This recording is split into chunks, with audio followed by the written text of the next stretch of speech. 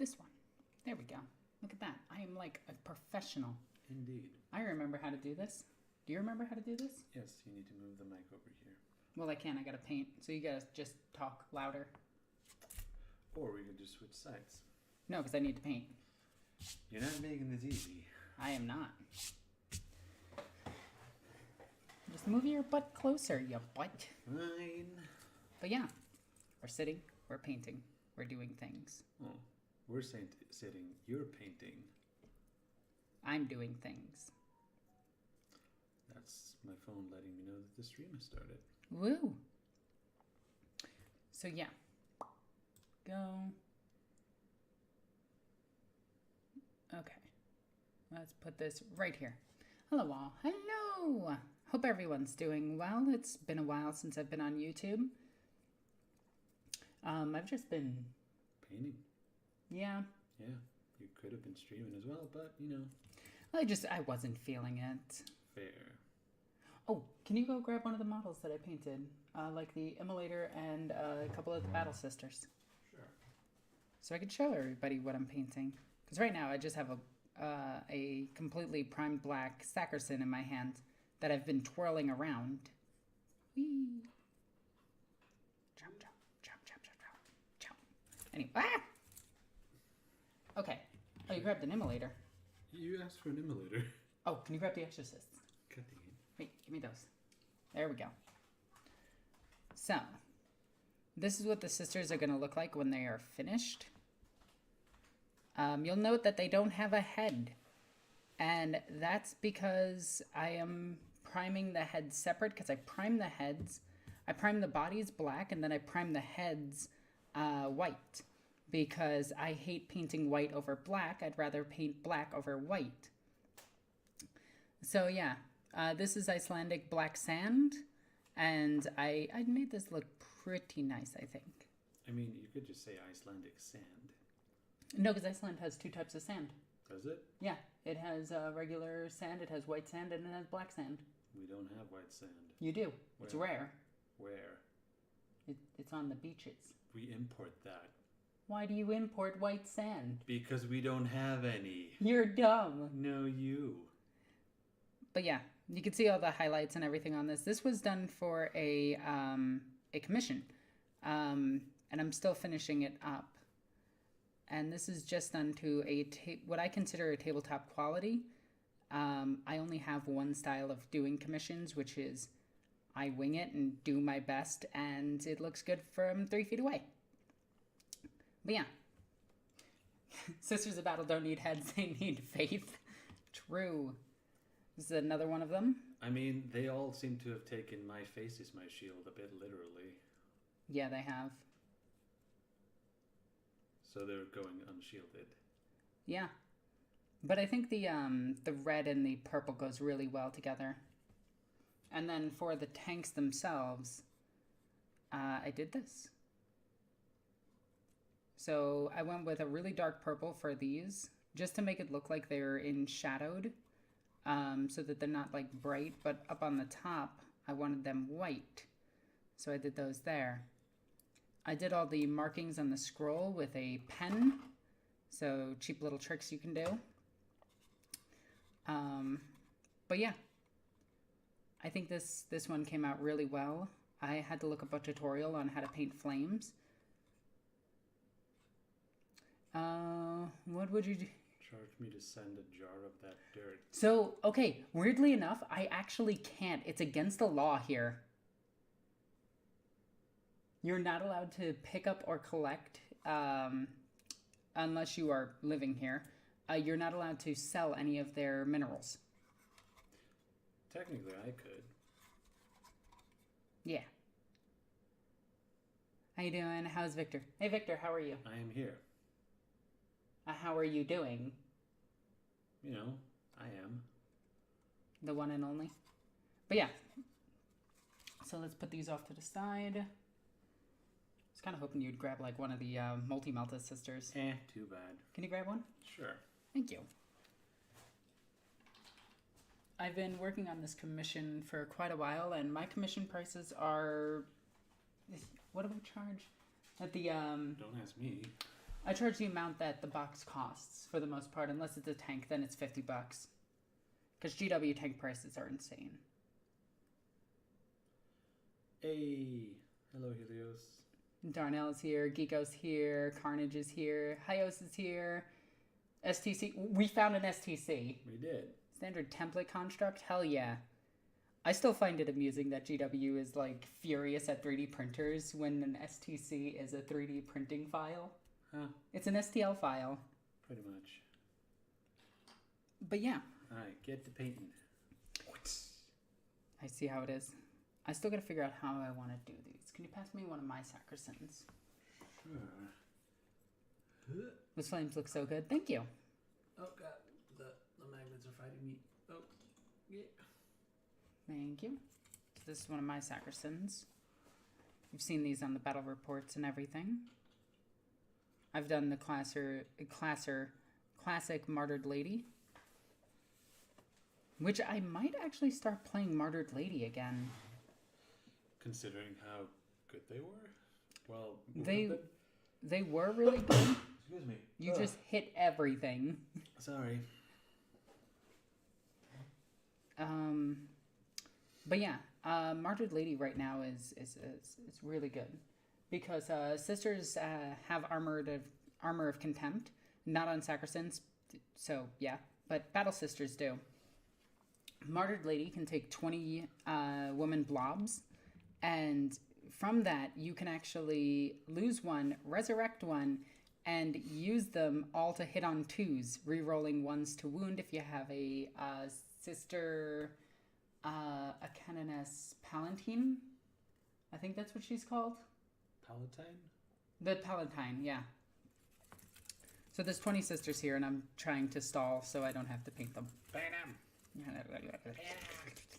Anyway. So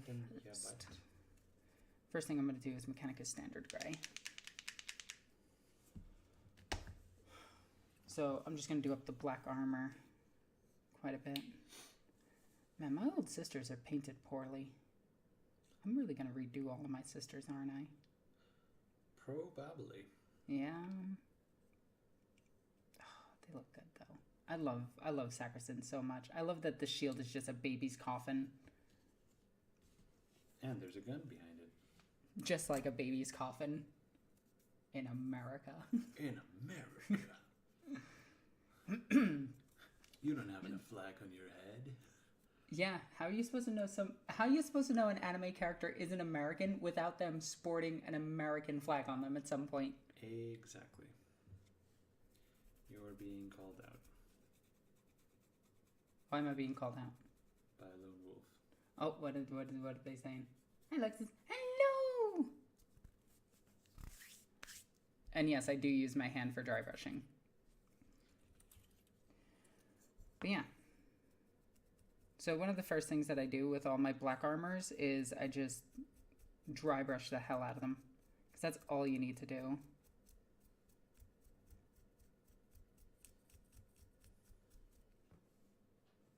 It's not going as dark as I want. So Victor, you want to read some of the Inquisition lore and junk, right? No, not just lore, just books. What book are we looking at? Well, Can I see it? We are currently reading Inferno. So this is Inferno by a whole bunch of people. Indeed, depending on the story. It's got Dan Abnett's name really big on it because he probably demanded that. I guarantee it. Probably. Actually, you know what? He probably didn't demand it. He's a fairly humble guy. Yeah. Dan Abnett's also one of the better writers of GW. I mean, he's probably the best.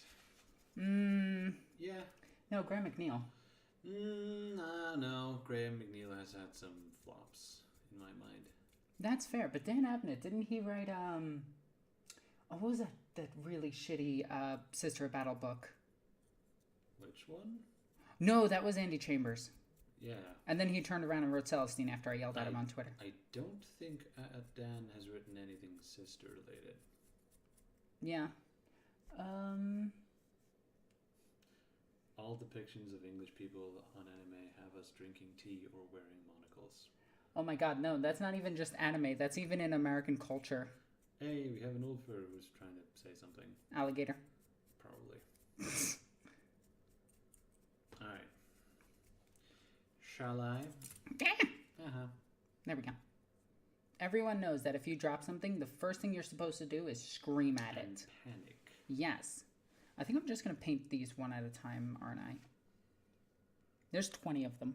I mean, you probably want to batch paint them. No, I don't. I don't want to fall asleep. Batch painting is really simple, but I fall asleep. Alright. I'm going over with Administratum Gray. Alright. I can't wait to interrupt you. So, I'm going to start right now. I haven't even started yet. I know, it's great. So, Tainted Faith by Denny Flowers. The Ordo Xenos is known for producing many of the most radical inquisitors found in the Imperium. Radical, dude. Individuals with loose morals who employ prescribed technology and think nothing of colluding and cavorting with the very aliens their Ordo purports to hunt.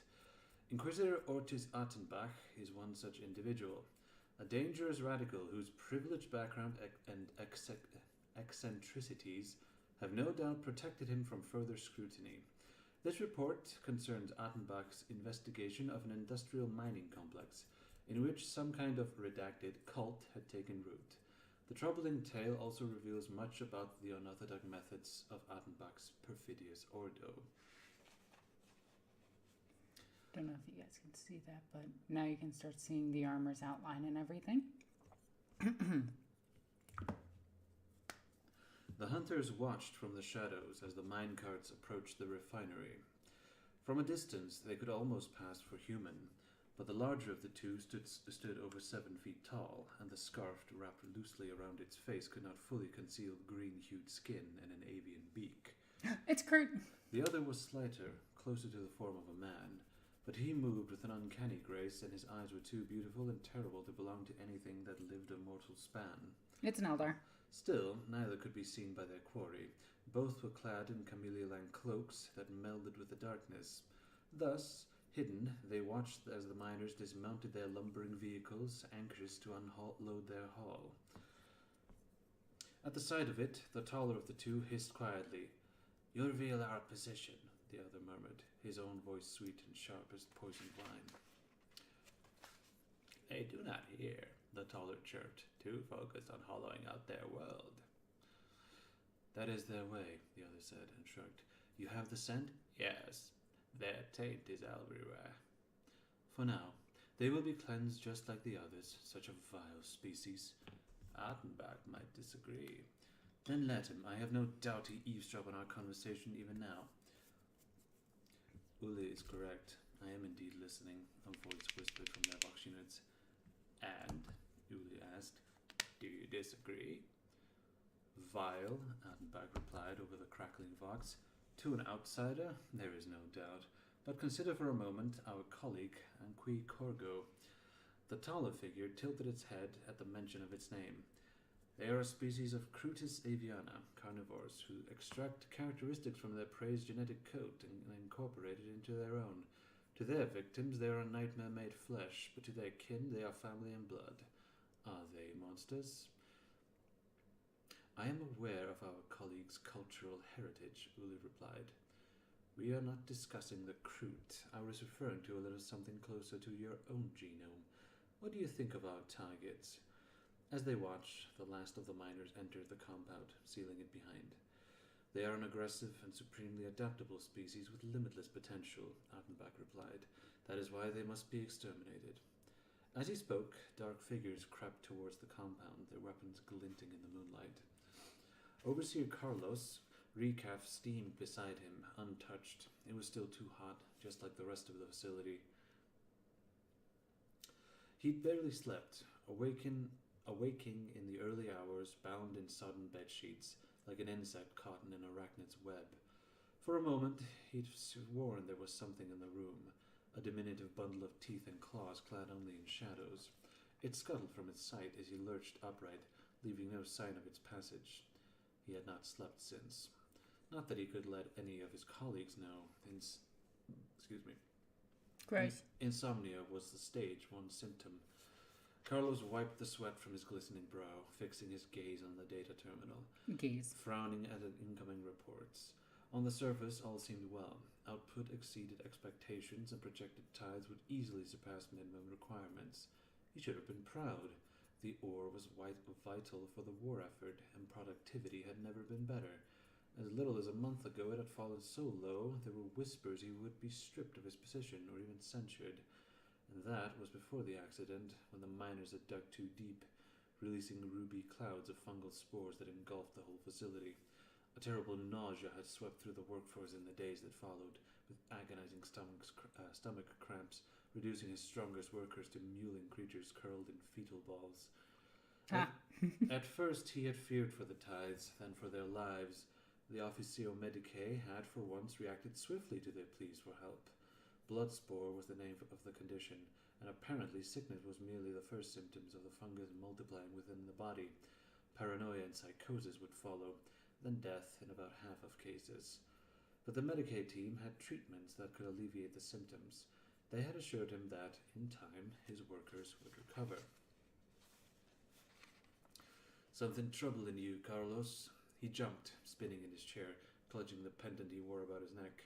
Overseer Fenton stood in the doorway, forearm pressed to the frame, sipping from a chipped ceramic cup. Fenton, Carlos stuttered, a tremor marring his voice. I thought your shift didn't begin for another 6 hours. It doesn't. I wanted to make an early start, Fenton replied with a smile. There was something disconcerting about the expression. All Carlos could focus on was the gleaming teeth. What are you working on, anyway? Fenton continued, stepping through the doorway and bending his head to the data terminal's display. Carlos resisted the urge to wipe the screen. This man had been a colleague for years, even friend at times. Mere weeks ago, they had been getting drunk on cheap amasec, their gallows humours getting them through the early stages of the disease, when there had been little hope. But now he found himself uneasy in the man's company. Paranoia, a stage 2 symptom. Fenton studied the screen, Carlos watching him from the corner of his eye. His colleague seemed untroubled by the heat. His overalls neatly buttoned, no trace of sweat upon his freshly shaved head. I see no issue, Fenton frowned, glancing at his colleague. Their faces were inches apart. We are on target. Yes, but there are some inconsistencies in the data, Carlos shrugged, closing the display. At least 4 Goliath rock grinders are unaccounted for. Ooh, Goliath rock grinders. And power usage in sub-level 66 is far in excess. Forgive me, but that doesn't fall under your oversight, Fenton replied. His nostrils wrinkled as he spoke. Was Fenton sniffing him? Carlos had not had time to visit the hygiene chamber before the shift. Surely the smell was not Hygiene chamber. That's so good. Surely the smell had not been that notable. Are you quite well, Carlos? Fenton continued, staring at him. You seem off. I'm perfectly well. Are you up to date with your treatment? Of course, Carlos lied. Because you are sweating quite profusely, Fenton continued, and I do not need to remind you that fever is a symptom of blood spore. There is a temperature fluctuation. Look, Carlos replied, pointing to the thermoregulator. 7 degrees above standard. Is it? Fenton shrugged. I had not noticed. There was something off about his face. The eyes were too intense. When had he last blinked? It reminded Carlos of a vid he had seen of a serpent feeding. Its prey did not even attempt to flee, the rat transfixed by the reptile's gaze even as it closed for the kill. Ha, gaze. Why did he suddenly feel like a rat? On reflection, I have not yet received today's treatment, Carlos replied, rising from the terminal. Please excuse me. I shall accompany you. No need, Carlos replied, backing towards the door. You review the heating logs. I know the way. Uli's eyes were well accustomed to darkness. He could easily make out the trio of miners guarding the main entrance. Behind them... Is it that I keep hearing it as Ghoulie? It's Uli. Yeah, but thinking of our friend. Yeah, I know. Behind them, 2 additional sentries were positioned in watchtowers. They were his targets. His finger crept to his bandolier and retrieved 2 crystal cylinders, each infused with an emerald green payload, then inserted them into his rifle. At the edge of his vision, a shadow advanced silently towards the entrance. The gate seemed erratic, but synchronized perfectly with the passage of clouds across the twin moons. He permitted himself a tight smile. Beasts though they were, the Kroot were skilled hunters, and Corgo knew when to keep their predatory instincts in check. There? Is it referring to a singular there? Yeah. The Kroot goes by they, them. That's kind of interesting. The scarf was discarded now, the head quills flattened. Uli waited, the stock of his rifle pressed to his shoulder, the barrel low to avoid moonlight revealing his position. His gaze slid from his targets to the watchtowers to the advancing Corgo, his finger poised on the trigger. There, the quill slowly stiffened. Once, twice. On the third flare, Corgo bounded forward, the movement almost comical but for the Kroot's speed and savage intent. At the same moment, Ulis brought his rifle around in a wide arc, squeezing off 2 shots without seeming to aim. Both sentries collapsed, the toxic payload slaying them as they stood. A pity, he would have preferred something with greater spectacle. His bandolier contained venoms that inflicted... Wait a second. That's a Dukari. No, I don't think so. Yeah, that's a shard. That's not a shard weapon. I think it's just a ranger. It's using a poison weapon. Let's listen. The bandolier contained venoms that inflicted limb-snapping convulsions or converted synovial fluid into potent bioacid. That's a Dukari. We'll see. Both provided a more entertaining display, but the risk of detection was too great. Okay, it might actually be a Dark Eldar. Yeah, look at that. Alexis is right. Me.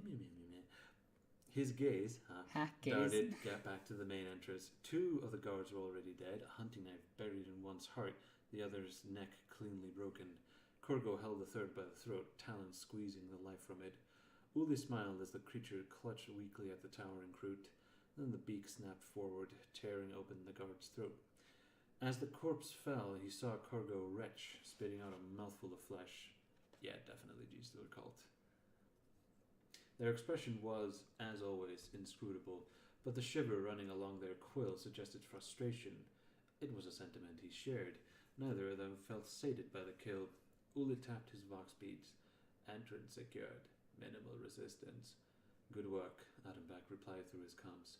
All entrances are now secured. No one is getting out. Are you planning a siege? No. The plan now is for Kroberg's squad to take point. We need to seize the main control center.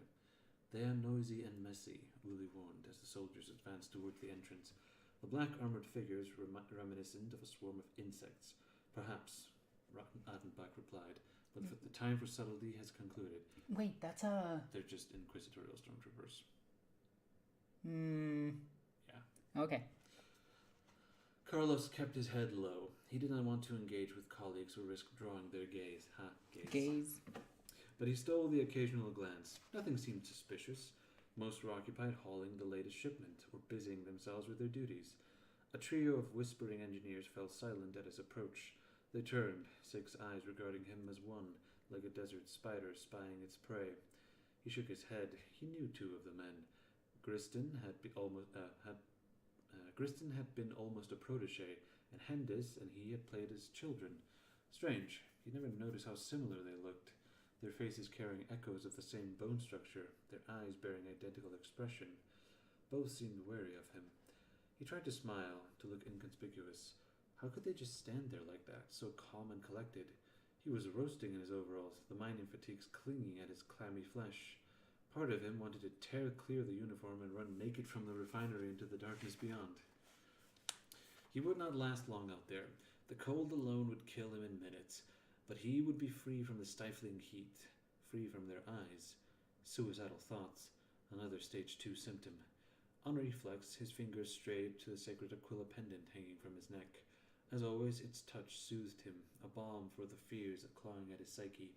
His grandmother had gifted it to him, a reminder that faith in the God Emperor was the only thing of true value, and she had been a paradigm of health, reaching an age of almost 60 cycles without a Medicaid scrutiny or pills. Wow, that's actually impressive by today's standards. She always said it was his will who lived or died, that mankind's efforts to alter this plan was blasphemous. Faith and prayer, that was the only medicine that mattered. And now he had prayed when the sickness came. Oh, and how he had prayed when the sickness came. Perhaps the arrival of the Officio Medicae was how the God Emperor chose to answer those prayers. He had still been dazed then, coming to terms with what happened, and could barely recall their first meeting. He and the other overseers had met with an endless parade of chirurgeons and adepts, but only the chief physician had spoken. Ungunt. Oh, That was her name. that's because it's a biologist. Yep. Or biophagus. Biophagus. Her voice had been rich and as sweet as black syrup, her eyes beautiful yet disarming, leaving him feeling vulnerable and exposed. But her assurances had soothed his fears.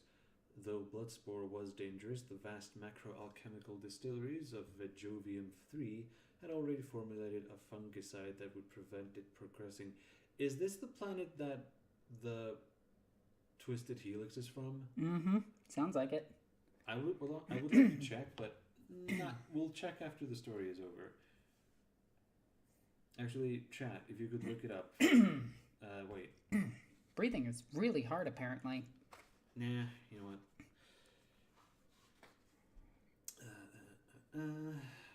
Within 6 months, they would be free of any taint. Huh. He feared the price of such aid, but she assured him no charge would be made. Yeah, that's definitely a biophagus. Self-interest, she had explained, to prevent it spreading to neighboring sectors.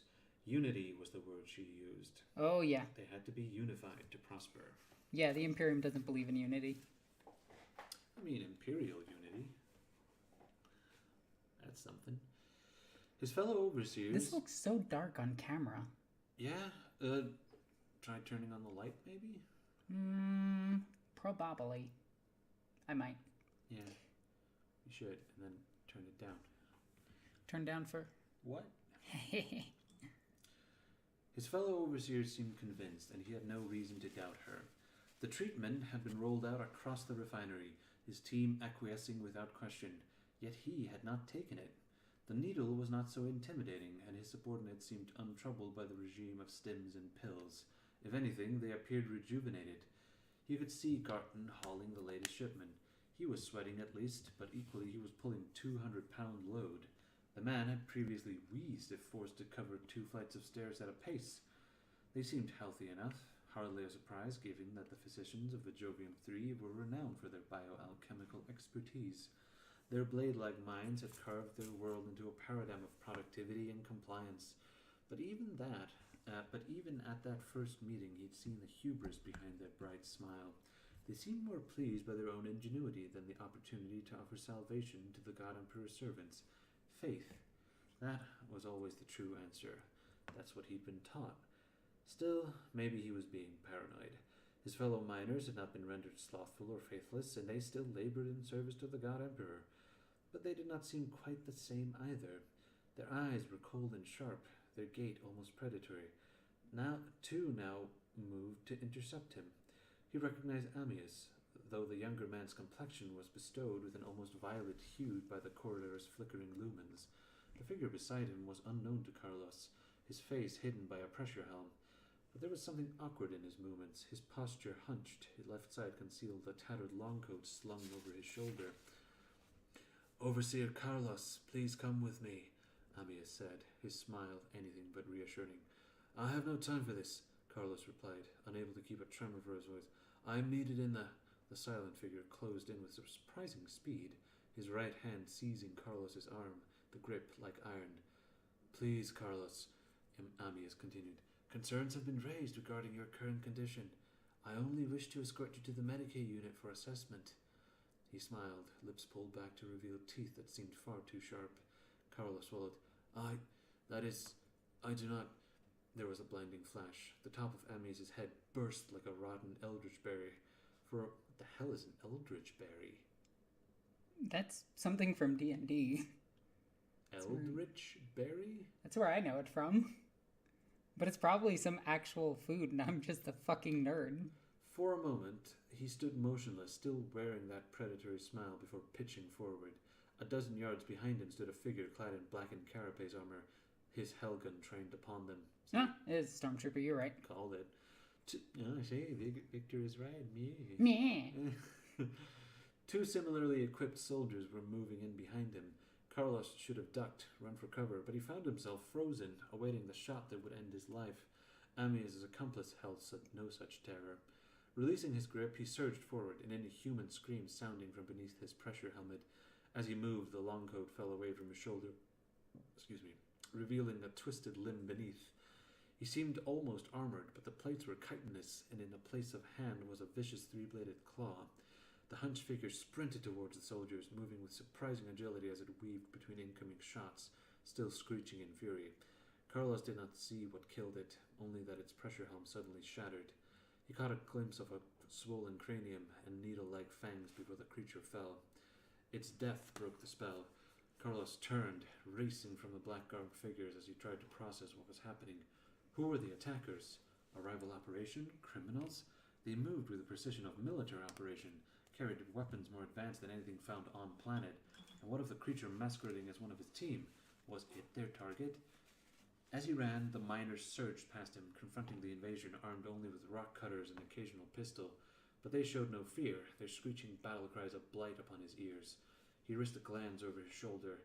They were being cut down by the score, but a handful had reached the attackers' lines, their crude blades scouring Carabay's armor, faces twisted into savage snarls. He stumbled, tripping over a body. Its eyes were wide and dead, its tongue lolling from its mouth. Lolling. The appendage was deep mauve, long enough to trail inches across the floor. More snarls. His head snapped up. Before him stood the most terrifying creature he had ever seen. It was over 7 feet tall, its exposed skin a dull green. Yeah, it's the curtain. It wielded what might have been a rifle, but though the weapon was swung like a club, the blades adorning butt and barrel slicing through the miners with a contemptuous ease. The worst of it was its face, yellow eyes, a cruel beak like some predatory bird. It was Xeno's. No mutant, no matter how foul, could appear so alien. Carlos stumbled, falling backwards onto his haunches as the monster disposed of the last of his colleagues, his hand scrabbling at his pendant. Suddenly it was on him. Whipped quail fingers seized his wrist as brought its beak forward, ready to tear open his throat. It hesitated. He thrashed, trying in vain to break free. Its face was inches from his own, the expression inscrutable. It hissed softly, the quills adorning its head flaring. Then a second figure was beside it, though he could barely make it out, its form seeming to merge with the surrounding corridor. He caught a glimpse of almost human features, though the eyes were just as alien as the green-skinned creature. It spoke, but the language was indecipherable, soft and melodic, almost like music. Carlos was surprised when the monster replied in kind, its cruel beak somehow mimicking the tones. Oh, it speaks Eldar. Oh, that's cool. Their exchange was brief, then something struck his head, and darkness swallowed him. A voice, the words garbled, punctuated by distant thud of small arms fire. Then came searing pain. Ooh, hello from Spain. Oh, hello! I assume every time somebody says hello from and inserts their country, it's the entirety of the country sitting there with them. Mm-hmm. So if anyone wants to say hello from any crazy place that they're from, hello from Iceland.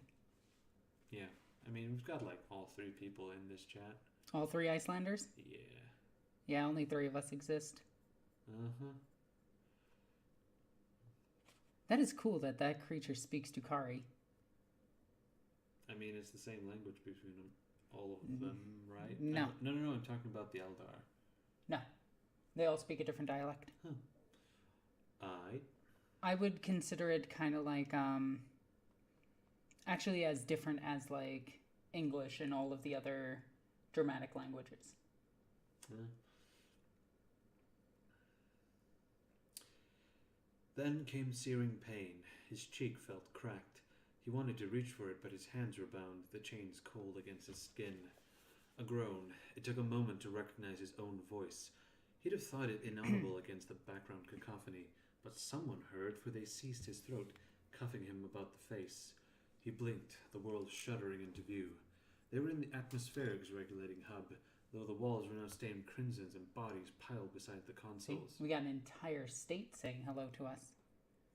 Oh, nice. Do you notice how anyone outside the U.S. will say what country they're from, but people in the U.S. say what state they're from? Yeah.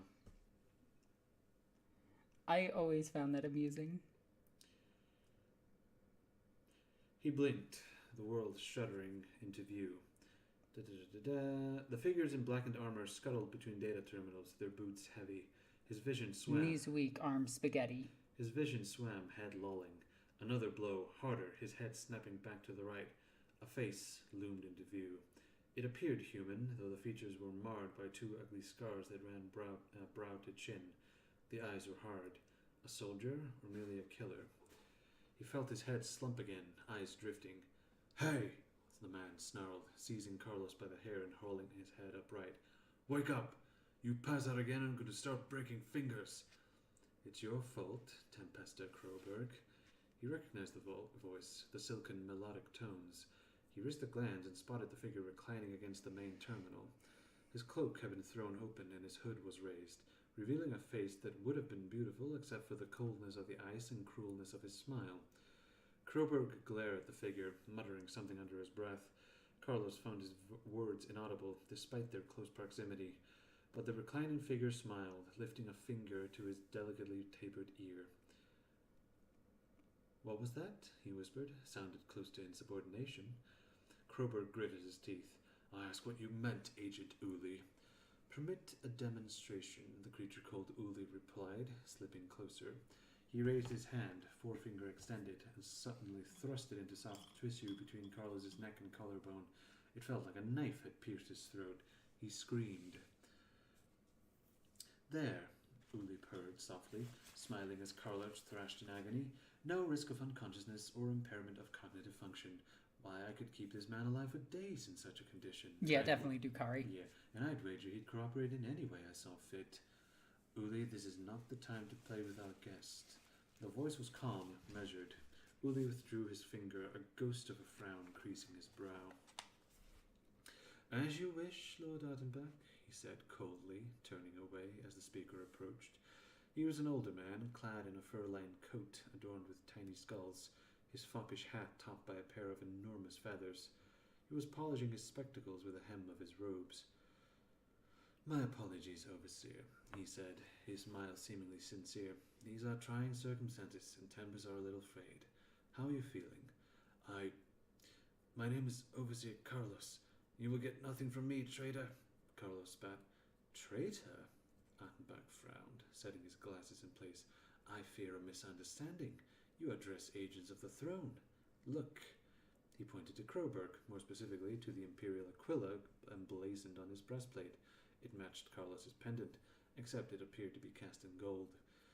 "But anyone can fly under false colors," Carlos replied. "You attacked us, murdered my colleagues, and you have those things with you." "Regrettable," Attenbach said, nodded with a pained smile. "But we had a good reason. Your facility is infected." "The blood spore? But we have been treated for condition. We pose no danger." "Is that right?" Attenbach replied, eyes narrowed. "Everyone has received this treatment. Yourself as well." "Of course." "Interesting," Attenbach said, nodding. He turned his head.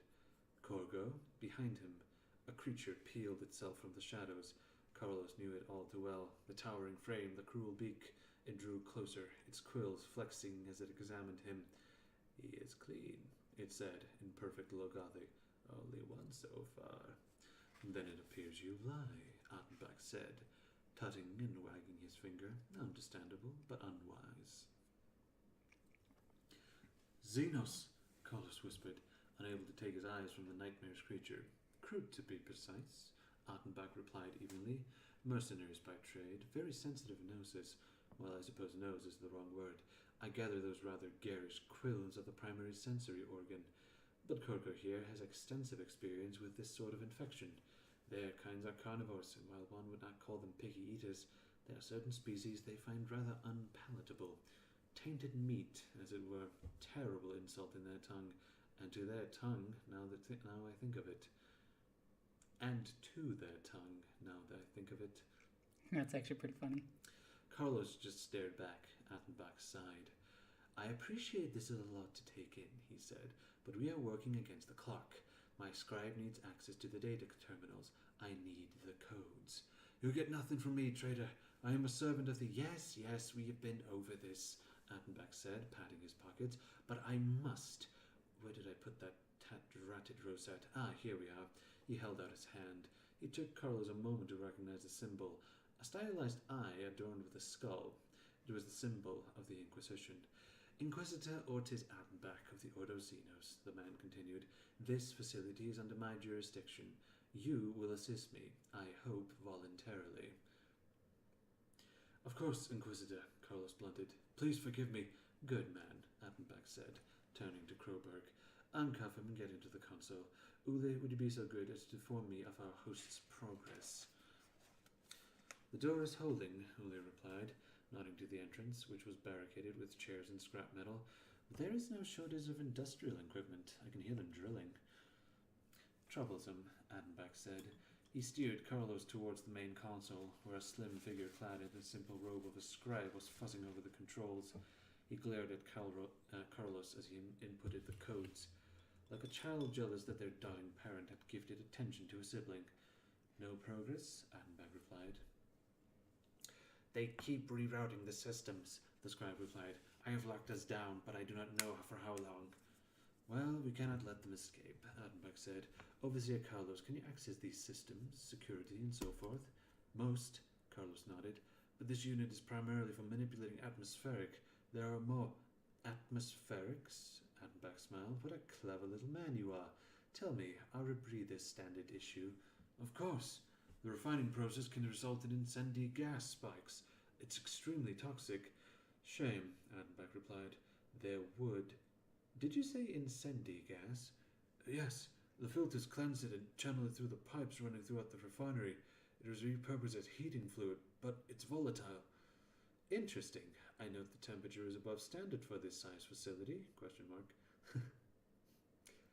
Carlos nodded, though he was unsure if the Inquisitor was talking to himself by now. Probably trying to adjust the climate to accelerate propagation, Attenbach murmured before turning to the scribe. Seal off this room, cut off all filters and flood the heating system. Maximize pressure. I want ruptures across the facility. Please, Inquisitor, Carlos said as the scribe made the adjustments. I have served with these men for years. They're loyal to the throne. There was a screech of tortured metal. They glanced as one to the door. Where was I? Right there. Oh, there, yeah. It had begun to buckle. Attenbach shook his head. Perhaps they were, but this infection is more than a disease of the flesh. It warps the mind and damns the soul. Those men you knew are gone. Something else now wears their skin. Scribe? Atmospheric dump is ongoing. Saturations have reached hazardous levels. Then we just need a spark. Tempesta Kroberg, you still have men outside? The soldier nodded grimly.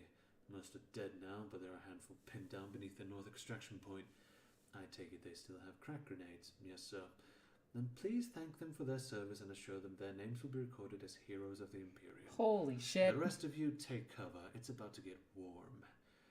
He glanced at Carlos and offered a pained smile. Shame. I really wanted a live specimen, but we all make sacrifices. The flames had subsided when they finally emerged from the hub, though the corridors were choked with smoke, bubbling paint dripping from the walls. Uli scouted ahead while Tempester Kroberg's squad took point, respirators in place, moving in perfect synchronicity like a swarm of louder bees. Inquisitor Attenbach followed behind, favoring his right leg, his weight resting on an ornate cane with a silver handle. The Kroot kept close to him, quills pricked, while Carlos staggered after them, still unable to process events. Ooh, we have someone saying hi. No! Story's good so far. Yeah. Hi from England. Hope you are good. I am doing surprisingly well. I'm pretty much adjusted to life here at this point. Yeah, that's good. Yeah. Just waiting on paperwork so I can get a job. Pretty much. Which would be great. It would be pretty awesome. It'd also be very useful to have dual income so that I'm not basically a house cat. Meow.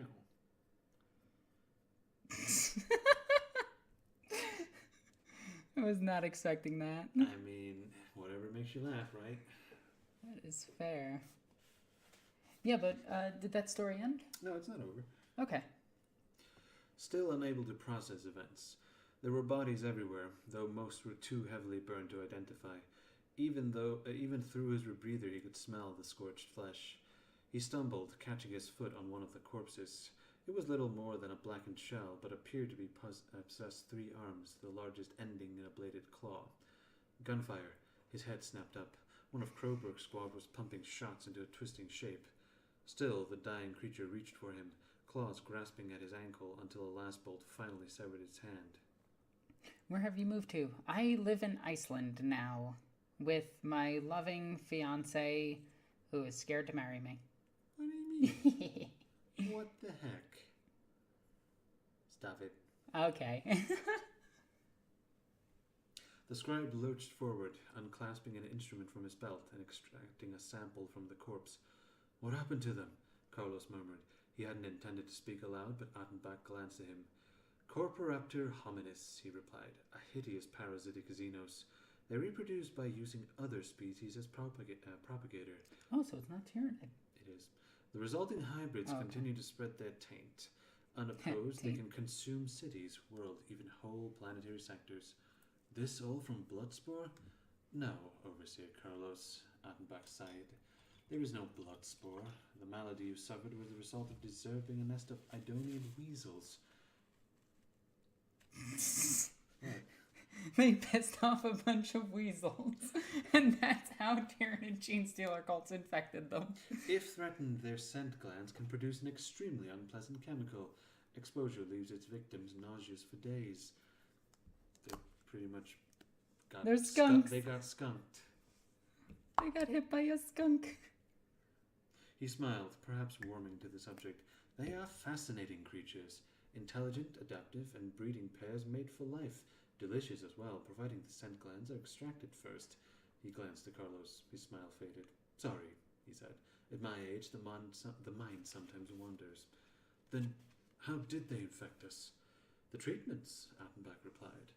Through needles and pills, possibly contaminants in the food and water as well.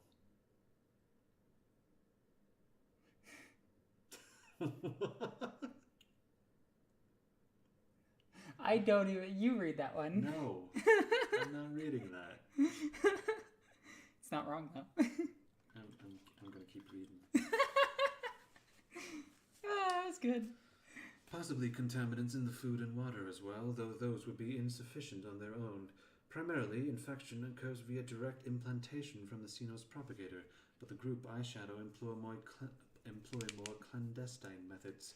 They call themselves the Twisted Helix and consider themselves... Wow, we were correct. We just nail every single story before it gets going.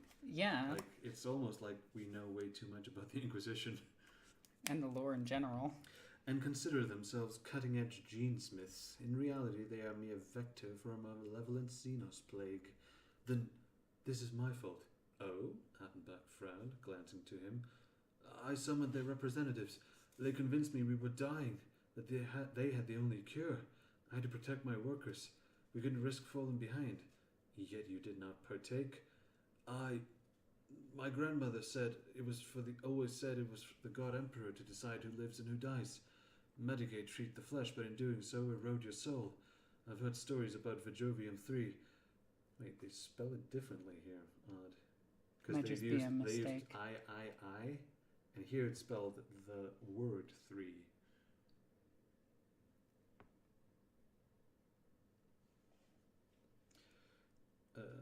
They were cold creatures of science. They worshipped only themselves. Yet you did not speak out. The other overseers thought it the best cause. Who was I to object? Yet still you did not take the treatment. Were you not afraid? I prayed he would protect me, and I worried. I thought if the treatment was... You feared for your faith, Attenbach asked softly. Carlos nodded. Well, perhaps your faith shielded you. Perhaps the God Emperor spared you for his own reasons. Attenbach replied as Crowbrook approached. Holy shit, yeah. That's actually really cool. What have you found? What have you found? The flames did their work, Crowbrook said. Minimal resistance. A few managed to break from the facility, but our external forces gunned them down. Looks clean. Pity. Some less damaged samples would have been useful, Attenbach said, frowning. He turned back to Carlos. Tell me, Overseer, is there anywhere the creatures could have hidden? I don't think so, Carlos replied. There are crawl spaces, but none that could protect from the flames, except there was an unusual power redistribution to sublevel 66. And what is down there? Not much. It's storage for hazardous materials. Some of the units are permanently sealed due to radioactive contamination. It's a dumping ground. Yet it suddenly consumes additional power. Adenbach murmured, his gaze falling to his feet.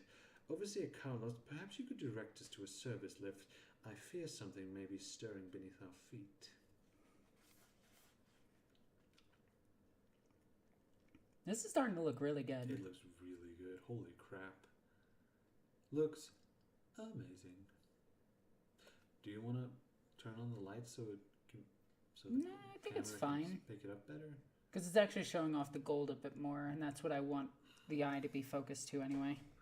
Yeah, but eyes don't use webcams. Your eyes don't use webcams. The descent was agonizingly slow. Uli had taken the maglev first, along with a pair of Adenbach's soldiers, but his vox soon fell silent. Interference, Adenbach said. Thank you. Though whether it was electronic or more of a direct nature was unclear.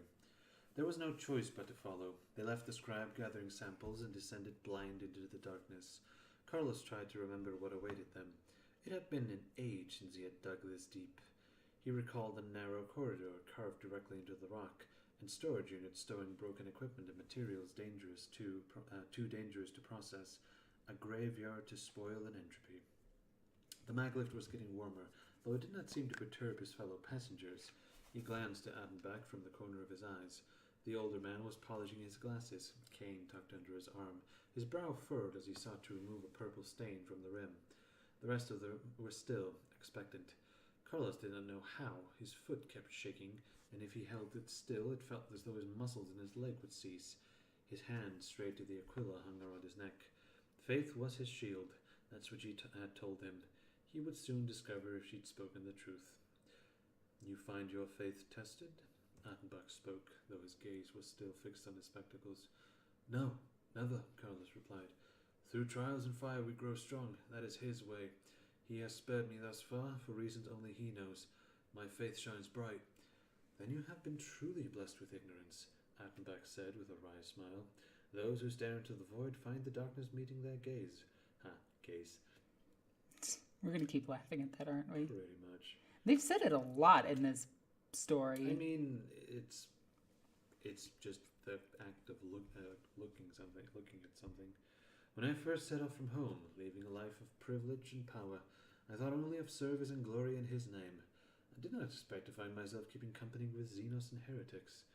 It took Carlos a moment to discern his meaning. My lord, I am no heretic.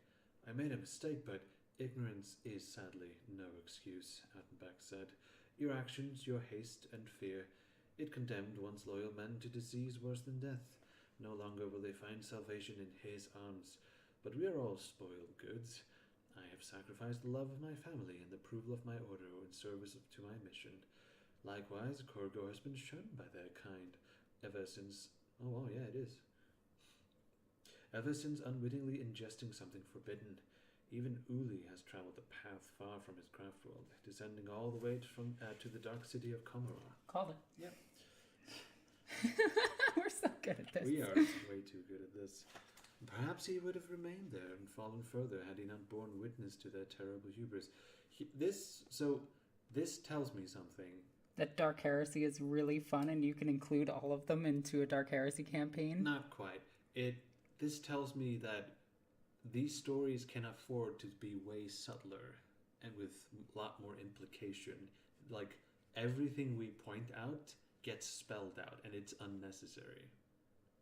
Yeah, but a lot of 40K fans don't know that. Yeah, but that's kind of the point. Like, the point is, what does that mean? Oh, is there a thing to, like, it's not leaving us any mystery, is what I'm saying, because we've figured out pretty much everything. Yeah. Oh, well. Oh, well.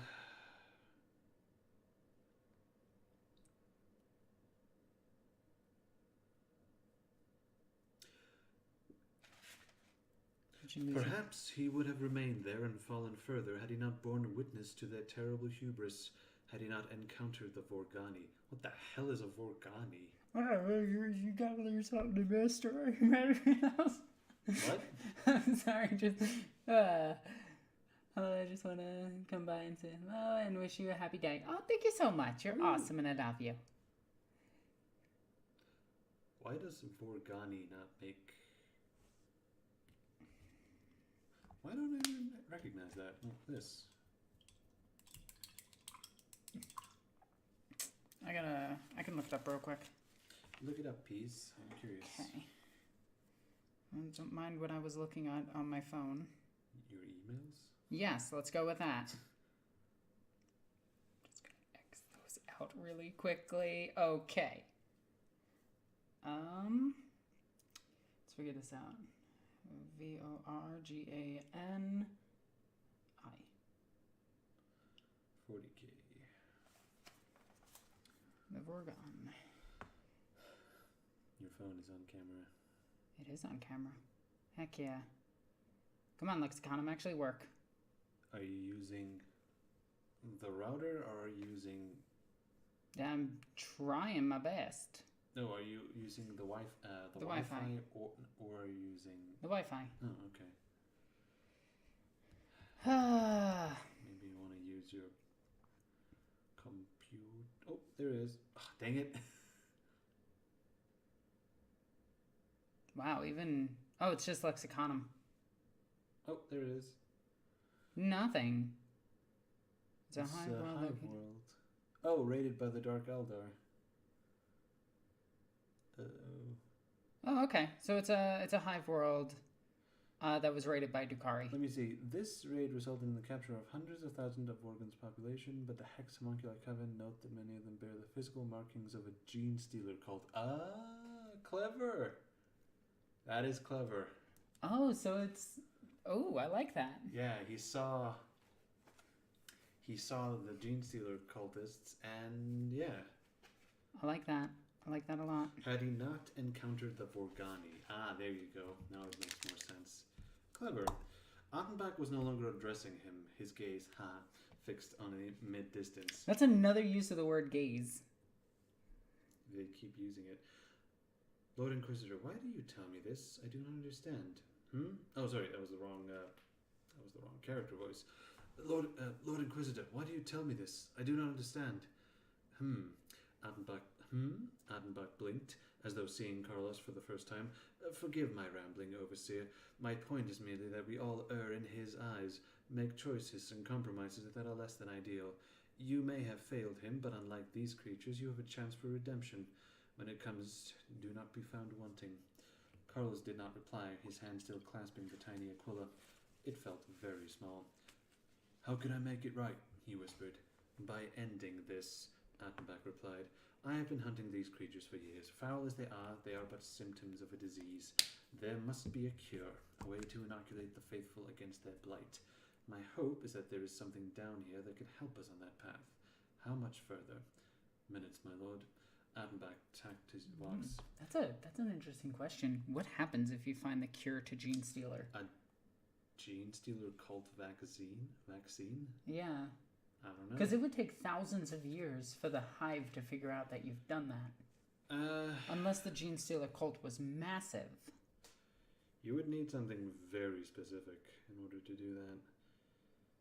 Actually, it would take imagine how long it would take just to get spread. Centuries probably. Attenbach tapped his vox. Uli, can you hear me? After a few moments of silence, he sighed. Not a good sign. The door slid open. Kroberg's team moved out, forming a circle around the elevator, weapons trained on the shadows. Attenbach strode out after, his limp more pronounced now, the cane bearing his weight, the Kroot as ever beside him, quills twitching as it surveyed their surroundings. Attenbach looked at Carlos. I take it this is new? Carlos nodded, unable to speak. There was no corridor. The level had been hollowed to form a vast cavern, its outer edge shrouded in darkness. Whatever it once held had been stripped clear, though scraps of wire and pools of vile green liquid remained. What little light there was flickered uncertainly, the overhead lumens insufficient to drive away the shadows. Ambac checked his vox, still silent. He glanced at the Kroot. Anything? It reeks of their spore, it hissed, but corrupted worse than usual. Something was attempted here. Whether it was successful, I cannot say. Uli? I cannot find him. Their taint is too overpowering. I don't think the mic is picking that stuff up. What? I don't think it's picking up my Kroot voice. No, it should be, so long as the green bar is going. It's not going when I do the Kroot voice. Oh, do it again. Hello. Yeah, it's picking it up. All right. Can everyone in chat hear the Kroot voice? Hello, I am Kroot. God, this looks good. Yeah, it does. Like, it's coming out pretty well. I'm happy with this so far. They pressed on, keeping close. Carlos's gaze flickered. There it is again. Flickered to the rockways. It's just looking at things. I know, but it's a use of that word like what 30 else times. would you use? There is a lot of different words you could use, and I'm not a thesaurus. You're not a thesaurus Rex? No. Ha, nerd. I'm a thesaurus Regina. Yeah, sure. There we go. Oh, sweet. All right. Hey, nice. You gotta remember the timer is like a few seconds behind. Yeah. Let's see. A myriad of tunnels branched from it like a rat burrow, the walls bearing the distinct marks of a drill dozer blade. It appeared the mystery of the missing rock grinders was solved. He was so intent on the renovations that he had failed to see what lay ahead. Kroberg's hand shot out, stopping him in his track. He turned, and somehow managed not to scream. A biochamber was suspended from the ceiling, a cylinder of glass and metal infused with a translucent emerald liquid. He could not describe the shape within, only that at least 5 limbs jutted from a swollen torso, the skin split by malformed plates of chitin. Its face was stretched across 2 competing heads. Ay! That's the abomination. The mouth, the abominate? Yep. The mouth little more than a wound infested by jagged teeth. All manner of cables and wires were embedded in his flesh, but from the creature's vacant eyes it appeared quite dead. A score of similar biochambers were suspended beyond, each vessel to a twisted shadow. Emperor protect, Carlos whispered, hand straying once more to his Aquila. Unpleasant, isn't it? Anbach said, unable to keep a faint smile from his lip. It would seem not all their experiments bore fruit. Still, there may be much information contained in these vessels. Then why do they leave them? Adenbach frowned. A good question. I fear the answer will offer little comfort. You are correct, Inquisitor. Oh no. You are correct, Inquisitor. A figure stepped out from behind one of the biochambers. Carlos recognized her. He knew the piercing eyes, the swaggering stride. She wore a Medicae's robe that had been pure white when they last spoke, but it was now marred by violet ichor and crimson stains. Blech. Her staff was tipped by a half-moon sickle studded with stem needles, like the mouth of a beast. A shadow seemed to skulk in her wake, a diminutive creature of eyes and teeth that remained hidden in the folds of her robe. Medicae ungunt, Carlos spat. You did this! You tricked me into... Adenbach raised his hand, silencing him, his gaze, never leaving the intruder. See? She smiled, though it felt more like the baring of teeth. Biophacus ungunt, she chided him, and you do me a disservice. Were your men not everything I promised? Strong, capable, healthy? Damned, Adenbach replied, nodding to the surrounding biochambers. Superstitious fool, she said, frowning. We bring not damnation, but advancement. Mankind has stagnated, become a timid and superstitious thing. We would raise it to something better, something that can fight back against the horrors of this galaxy with tooth and claw. Those creatures you cavort with, she gestured to the Kroot, they are the blight. But it will fall, just like your Eldari agent. It is called Eldari. So, he was Craftworld, went to Gamora, came out. Probably picked up some stuff. I stopped playing my Sacristans after the bodyguard nerf. That's not the point of them. Yeah, no, they're not bodyguards.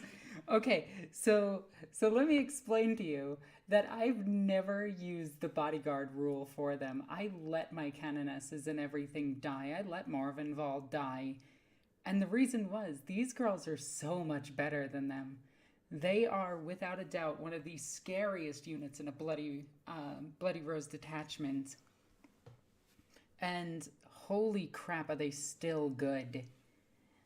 Like, the nerf to bodyguard where it was like, oh, you have to have 3, otherwise it doesn't matter, is pointless. I would rather lose the canoness, get miracle dice off of the canoness, or just resurrect her, and keep these girls.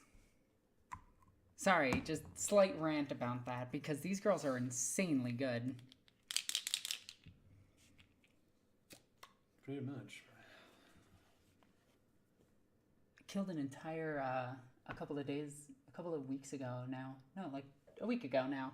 I killed an entire squad of Sternguard veterans with just 2 girls. Damn. It was just the spear and a mace, and it killed all of them. Yeah, they are that good.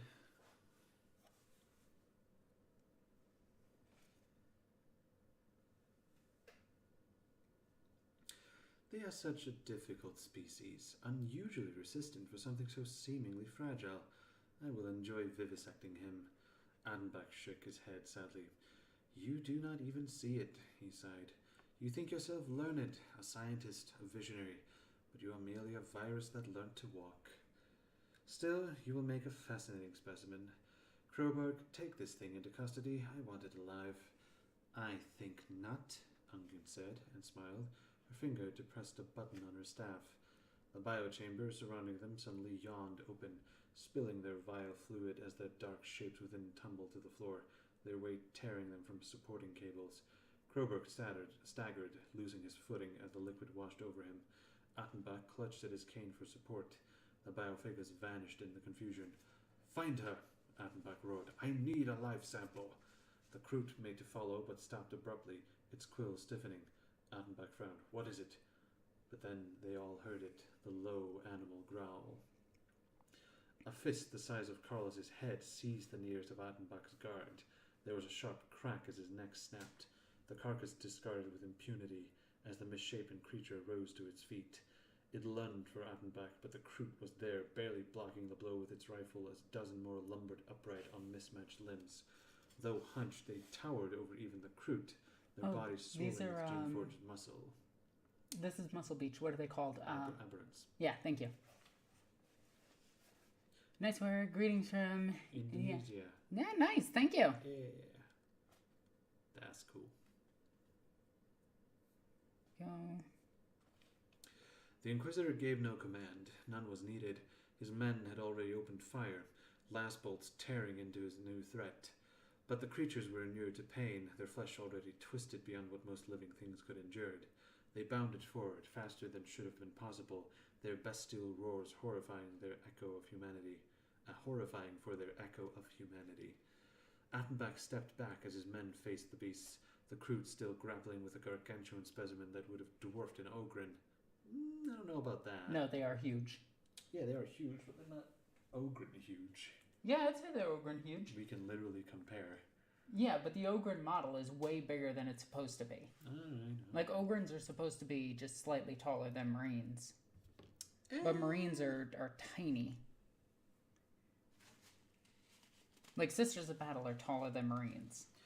It vaulted onto the creature's back, rifle pressed to the throat as it tried to choke the beast. Carlos, could you please find Uli, Attenbach said, his voice calm. He should be close and is uniquely equipped for a situation such as this. Carlos could not speak, unable to tear his eyes from the horrors bearing down on him. Have faith now. The God Emperor preserved you for a reason, Attenbach said, cocking an ancient stub pistol. This is the moment to prove yourself. Go and I will cover you. Stay and I will execute you. Carlos closed his eyes, hand clasped to his pendant, muttering a prayer of absolution. Then he charged forward. We actually have the Prayer of Absolution. It's in the Infantry Handbook. Handbook, yeah. The monsters only cast him a brief glance, occupied with the dying soldiers. A claw lashed absently at his shoulder, but a bullet tore through the beast's forearm, warding the blow.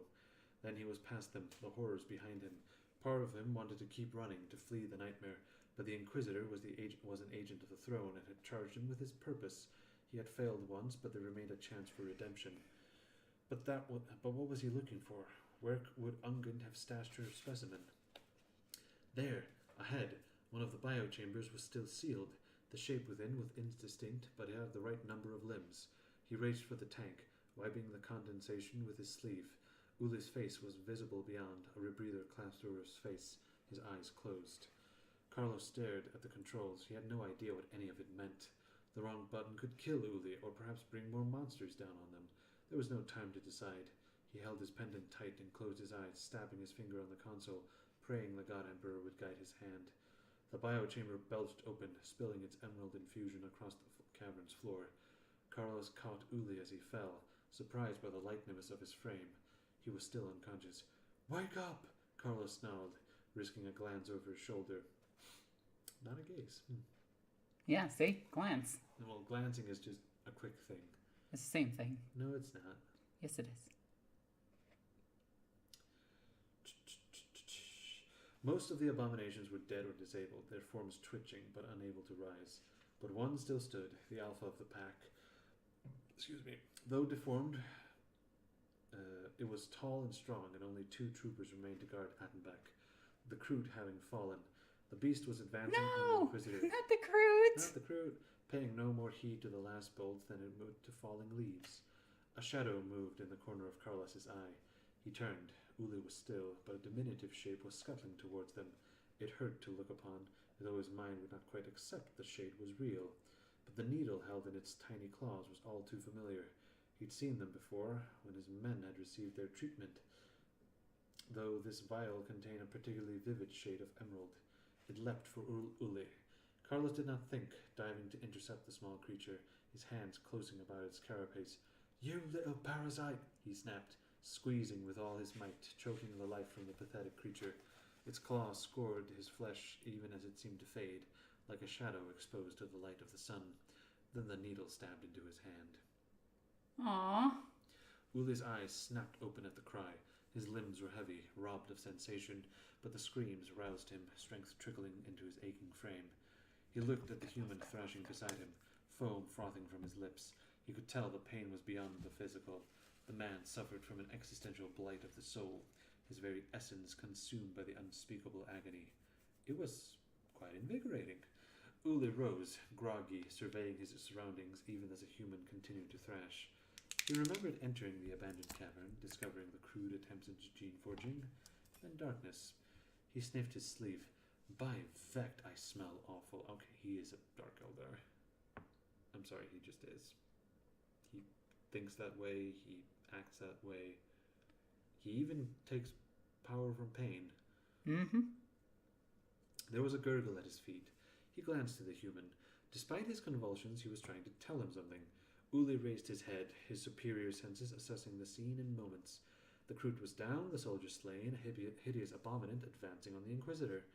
"I suppose Attenbach requires my talents," he sighed, glancing down. "Have you seen my hex rifle?" "Oh yeah. See?" Yep. Hi from Wales. Hello! "Hello." The human gargled a wordless response. "Useless," he said, reaching into his bandolier. "You would not believe how perilous it is to liberate such a relic from the Dark City, or the impossibility of replicating the ammunition.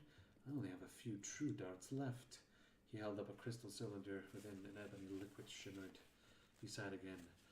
"No rifle then. I suppose one must do this the hard way." I have to grab something real quick. Alright. He sprinted forward, moving faster than the human eye could follow. Ahead, the creature was inches from the Inquisitor. Still, the man was calm, pumping shots from his pistol as Uli devoured the gap between them. At the last instant, he leapt, vaulting onto the creature's shoulders and hammering the crystal cylinder into the soft flesh of its throat. It roared, tossing him aside, but he twisted in the air, landing lightly as the creature turned, advancing on him. It surged forward. As it surged forward, he cursed silently. The payload must have spoiled, or perhaps it was counterfeit. Either way, it seemed his long life would finally end at the talons of a grotesque chimera stitched from inferior genes. Such a disappointing demise. But the monster suddenly stiffened, its twin brows furrowing as its limbs began to slow. It scrabbled for the dart lodged in its neck, but the surrounding flesh was already blackening, becoming brittle as crystal. Desperate, it lunged for Uli, but the glass plague was now rampant. Ooh, glass plague. Nice. Ah, that's cool. In seconds, all organic matter was consumed, and the beast was reduced to an ornate statue. I'm really happy with how this girl came out. Yeah. Very nice.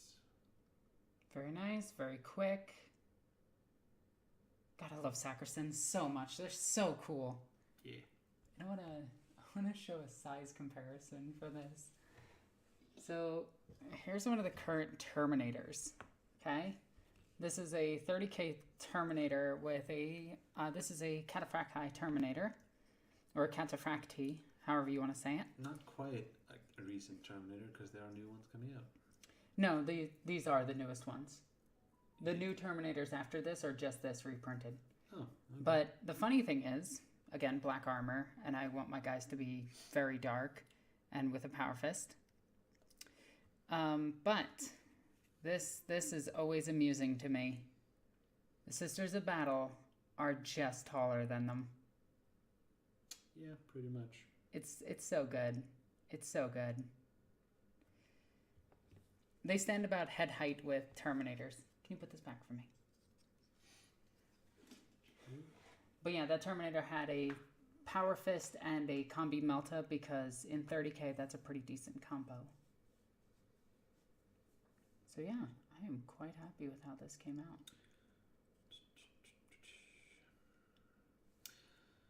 I fear this one is too ugly for a display piece, Uli said. He was breathing hard. The human suffering had momentarily rejuvenated him, but now he folded to a knee, barely able to stand, head spinning. Quite, Attenbach said, nodding as he brushed down his robe. Good work there, though, Uli. For a moment I was a tad concerned. Only a moment. I had faith. Oh, sorry. Faith! The cry came from the biophagus. She stood staring down at her broken creations, the wicked staff still held in her hands. She raised her head, snarling, the mask of humanity finally slipping away. All you have achieved is disposing of some questionable test subjects, she spat. But now, Attenbach, you find your allies fallen, your vassals incapacitated. You are alone, abandoned by your pitiful relic god. The Inquisitor glanced from her to Uli. So it would seem. I'm glad you have survived. She smiled, the needle of her staff's tips glistening with its toxic payload. Your death would have been expedient, but this is better. You will make a fine addition to our fold, a preemptive agent for our ideals. Do you think your faith will protect you? Yes. Attenbach did not reply, but as she surged forward, his hand slid to his cane's ornate handle. Hell yeah, cane bolt. Thumb brushing against the hidden switch. With a twist, he unsheathed the... Oh, never mind. Cane sword. Zing. Oh, He and just unsheathed so the you blade. know, we are reading a story out of the Inquisition book. Inferno book. The Inferno book, The Inquisition. Yeah. We'll show you the cover in just a second. That's not good enough. Yeah, it is. We'll just keep reading it. Keep reading it. You're my audio book. Yeah.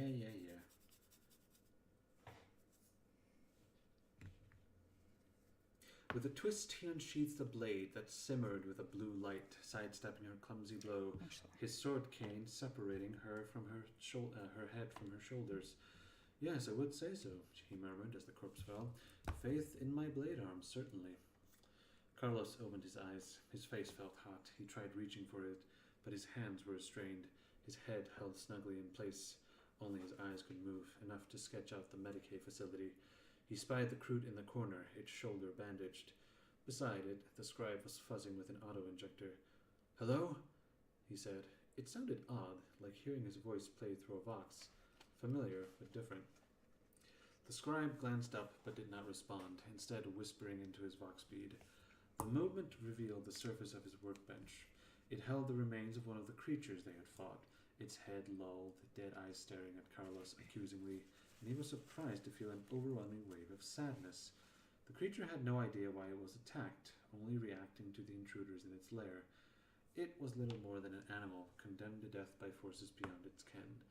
He was unnerved by the extent of his sorrow. He heard the door open behind him, the shuffling gait and the rap of the cane as Abenbach loomed into view. He smiled, but his eyes were hard. "You are awake, Overseer Carlos." "What happened?" Carlos asked. He vaguely recalled the battle, his flight to rescue the alien, but it seemed distant, like an old, half-forgotten Pict, almost as though the memory belonged to someone else. His gaze kept straying to the remains of the creature.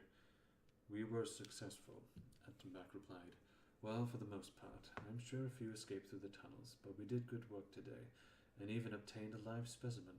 It would seem the God Emperor had a plan for you after all. You must be pleased."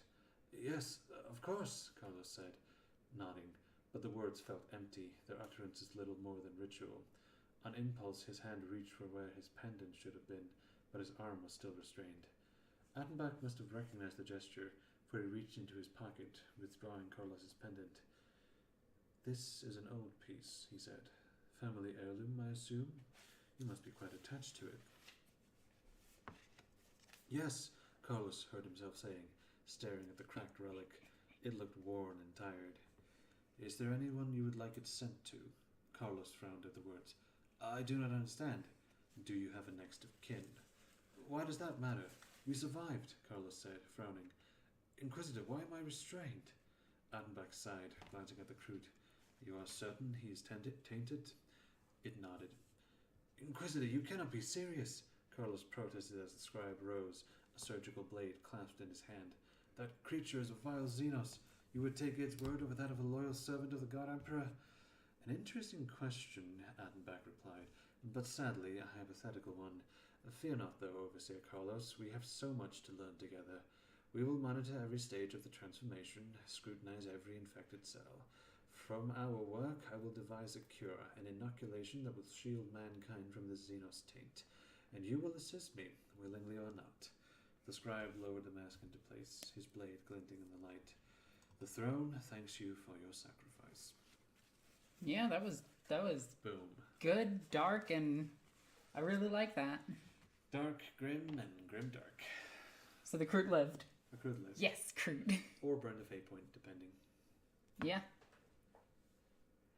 This came out really well. I'm really happy with this.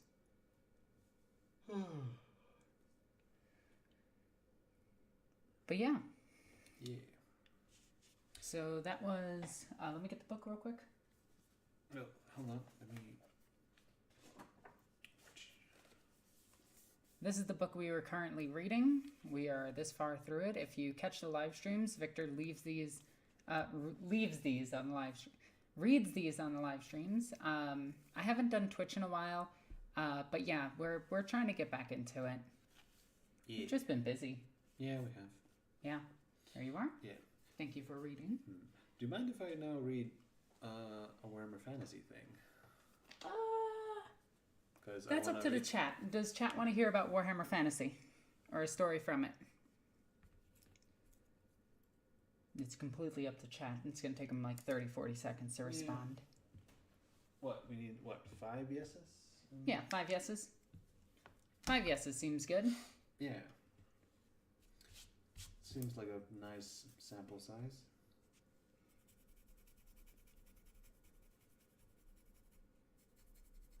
There we go.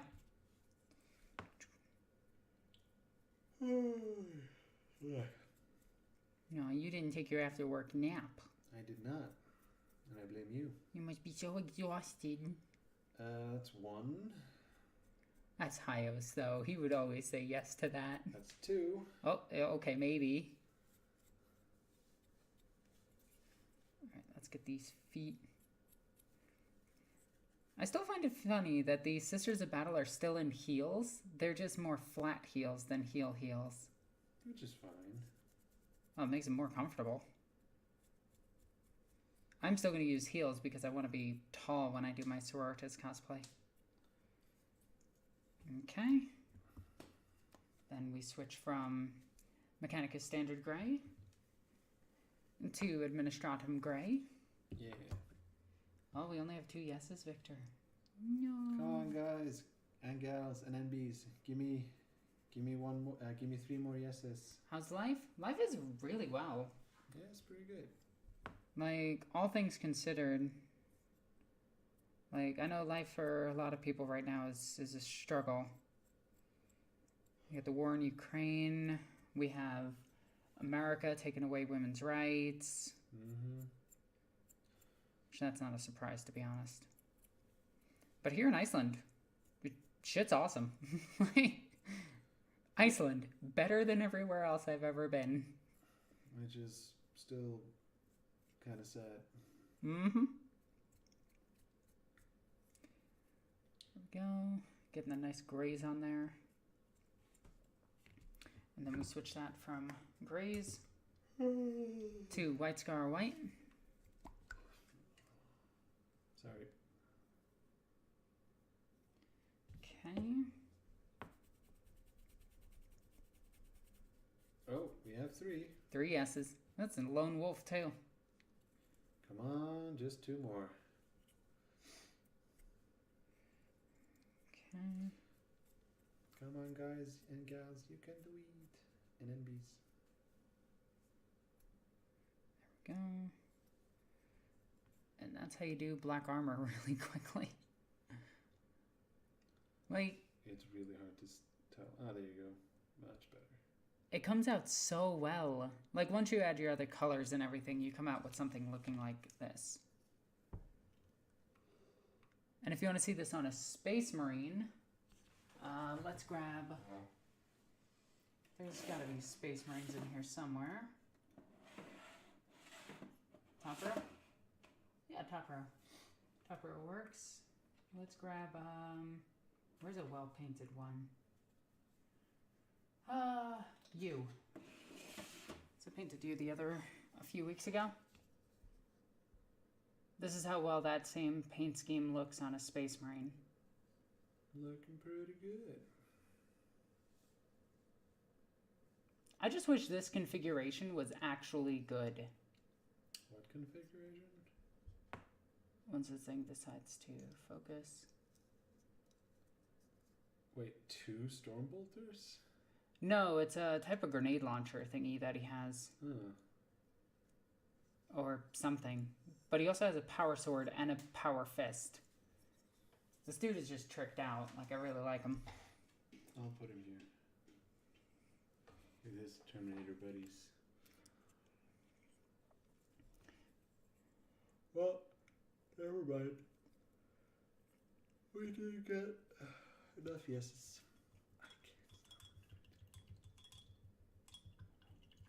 There we go. Mixing stiff in water always sounds really comical.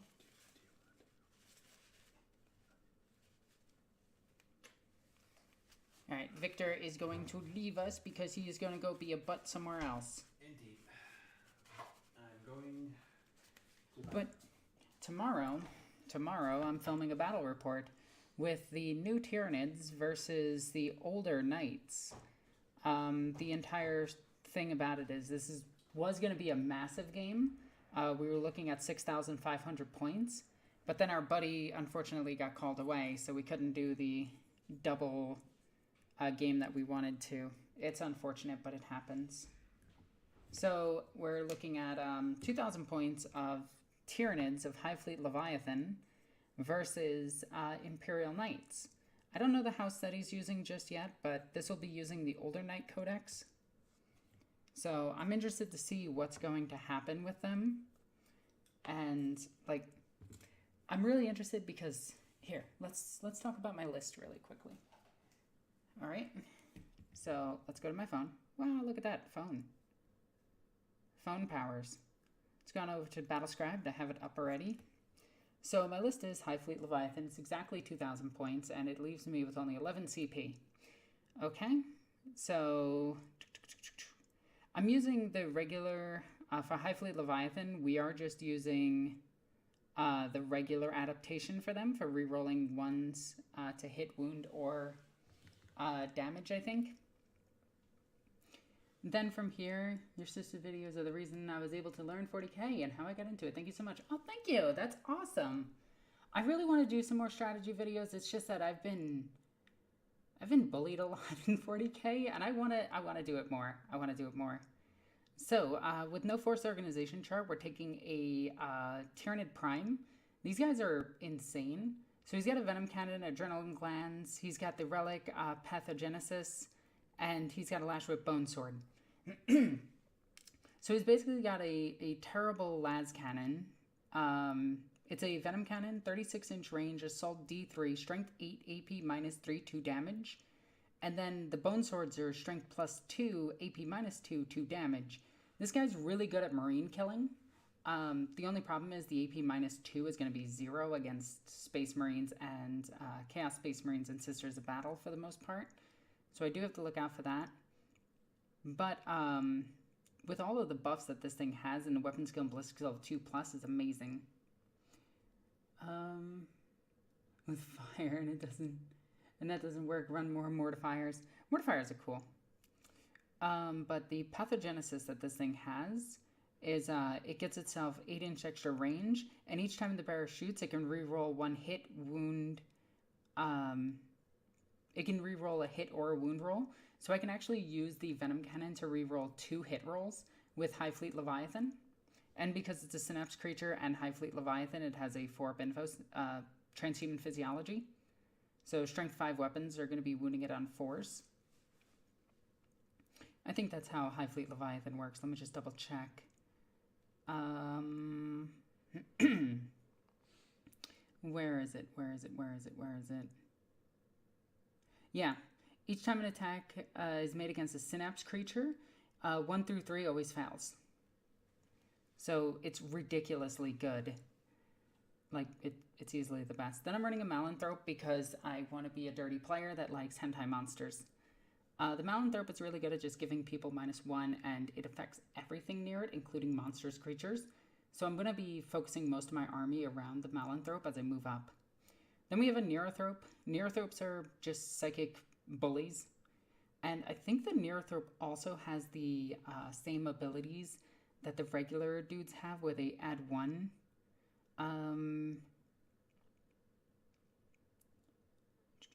Subtract 1 from Psychic Test. Nope, that's Synapse. Spirit Leech in the Psychic phase. He can regain wounds per phase. 3+ Invo save. And in your command phase, select 1 friendly High Fleet Psyker unit within Synaptic Link range, which is really stupid, of this model that has not already been selected by this ability until the start of your next command phase. Each time a Psychic Test is taken for that unit, roll 1 additional d6 and discard 1 of the dice. So you can just use it on itself, which is super efficient. So it doesn't have the abilities that the Zoanthropes have. Zoanthropes are a must include, by the way. They are insanely good. So I gave it Catalyst and Neuroparasite. These are just going to be, I'm mostly going to be casting Neuroparasite and Smite. And you're going to see a lot of Smite in this list. So next up I have a Hive Tyrant. It has what I thought said Seagull the first time I looked at it, which is this Shard Gullet, which is a Relic Venom Cannon, heavy Venom Cannon in this case. This is a flying Hive Tyrant. It's got the Neuroparasite and Catalyst again, same as the other one. So depending on which one I decide to cast Smite with is the one that's going to get Catalyst on it. Hive Tyrants can cast twice, so it's just good. So both of them having the same thing means that I can get both of those psychic powers off. Wings, it's really good, and its weapon is actually kind of insane because its better Venom Cannon is Assault 3, Strength 12, AP -5, 5 damage. So hitting on 2s, this is going to pretty much damage a knight really quickly. Then I have 20 Termagants, just 2 10-man units. I don't really care about them. We have a big unit of warriors. We have a 9-man unit of warriors, or 9-creature unit of warriors. The only big thing is that they all have Lash Whip Bone Sword, and 3 of them have Venom Cannons. I originally had them with 3 Venom Cannons, 3 Barb Stranglers, and going in like that, and it was fun, but yeah, I ran out of points really quickly. Then we have a Malin Scepter. I don't think I gave this thing psychic powers, so let's just go with Paroxysm, I guess. Yeah, Paroxysm. Actually, how many psychic powers can you have? I think it's 2. Cast and deny 2, so we'll give you that and horror. Boom, there we go. Alright, then I have 2 5-man units of Zoanthropes. They have Catalyst as their secondary power, and the crazy thing about these guys is they add 1 each time. They add 1 to the result when taking psychic tests for each model in the unit. So a unit of 5 is getting Super Smite because it's getting +5. So regardless of what you roll, you're guaranteeing the 3 mortal wounds, and if you roll any higher, you're guaranteeing Super Smite. So then, let's see. They also deal an additional 3 mortal wounds to a target, which is ridiculous. So this unit, on average, can deal 6 mortal wounds really quickly, and it's super efficient. Then I have 2 Tyrannofexes, which are only here to deal with knights. One has Adaptive Physiology, the other one has... wait, did I give them... Yeah. This one has Synaptic Enhancements, and the other one has Voracious Ammunition. So, yeah. One deals 3 mortal wounds, the other one is a Synapse creature, so you only wound it on 4-ups, and its toughness is 8. This list is super dirty, and I absolutely love it. But yeah, back to Painting Sisters for a little bit longer. And if you guys want to support the channel, please do so. You can do it by becoming a member or by using the super chat feature. It goes a long way to helping out the channel. What color do I want to go with first on you? I'm going to paint one more of you because this one came out really well. I'm really happy with this one. I feel like I should put some words on the scrolls though. Don't know if I want to or not.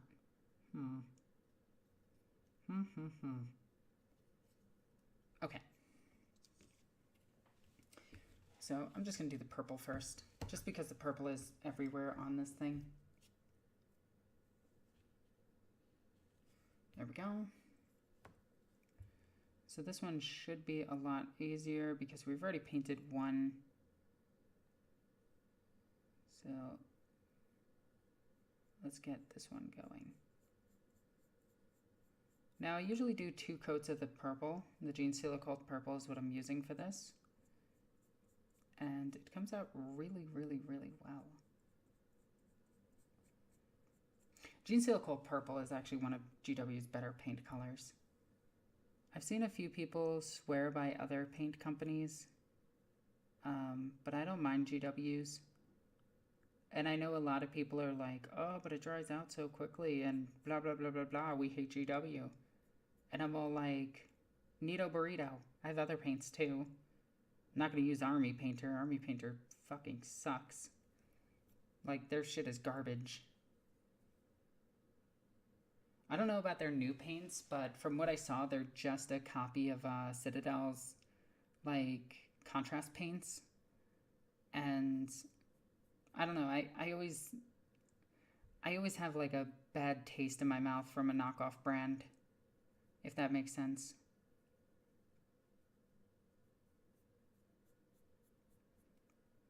But yeah, their speed paints are cool, but they don't offer any colors that I can't either make or do with GW's.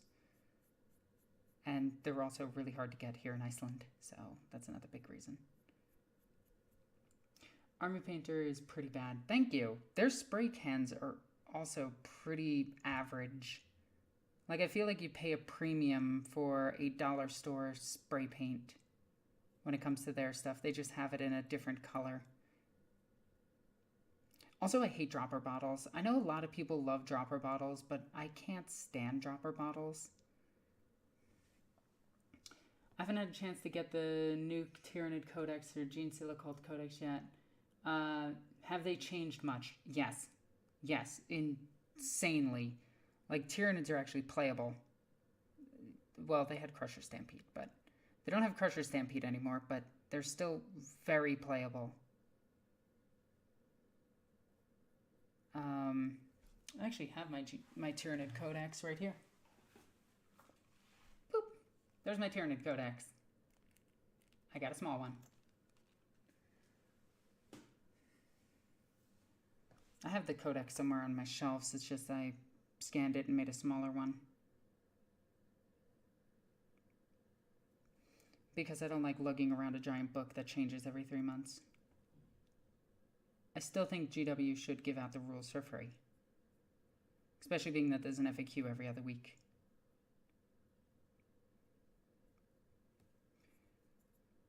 Okay.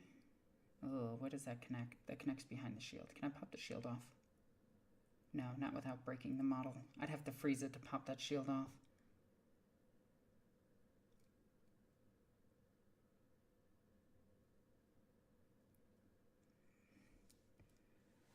Even Citadel Metallics, which are almost universally agreed to be low quality, beat Army Painter. You know, yeah. I tend to like take the metallic look away from them by just doing a wash to them, and they still keep that very like good metallic look. But yeah, Army Painter's paints are kind of meh. Like, I'm just not a fan of them. I love their terrain stuff though. Like, all of their secondary products aside from their paints are amazing. They're one of the only companies that you can get magnets from, and that they'll tell you the size of the magnet, like what they can be used for.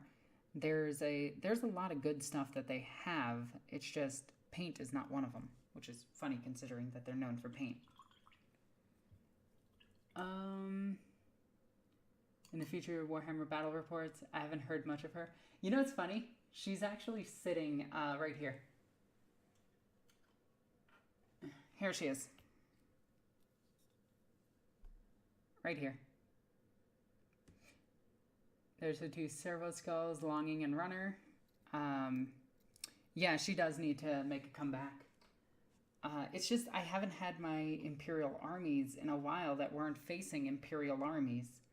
She typically comes in when I'm fighting Chaos, and no one plays Chaos right now. Is this really... There's just a big dent right there. Let's try to fix that real quick. But yeah, it's cool that you actually know the characters on the channel. That's actually really awesome. Kind of made my night. Seeing as the models have gotten more expensive, they should just make the rules cheaper and more accessible. Yes, I agree with that. But the reason the models have gotten more expensive is more of a globalist issue than GW's issue. It's mostly due to higher tariffs around the world, shipping lanes being closed, prices of goods going up, inflation, the housing market, its impending doom, boomers ruining everything for everybody in existence. You know, the standard reasons.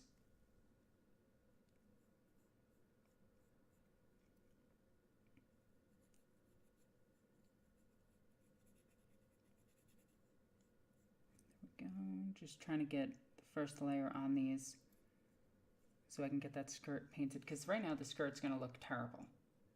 Like, the first coat always looks bad.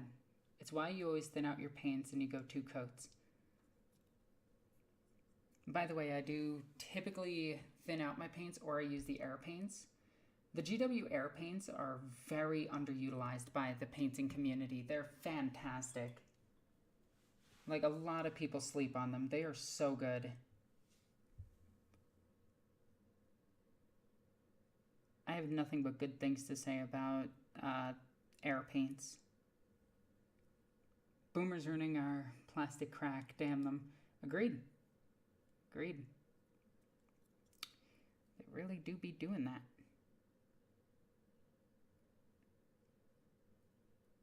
Also, I wish GW would playtest 40k models, the 40k codexes with tournament players again like they did in 8th. 8th was a bit more balanced than 9th edition is currently, especially being that the game is geared towards tournament play. It just bugs me that they simply they don't know what they're doing when it comes to like trying to balance out the game too much. But that being said, they're doing a good job with all the FAQs afterwards and seeing all the results and everything. So I do appreciate that.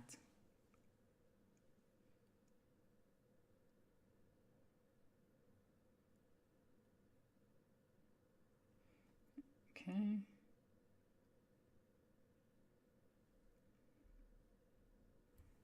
Go.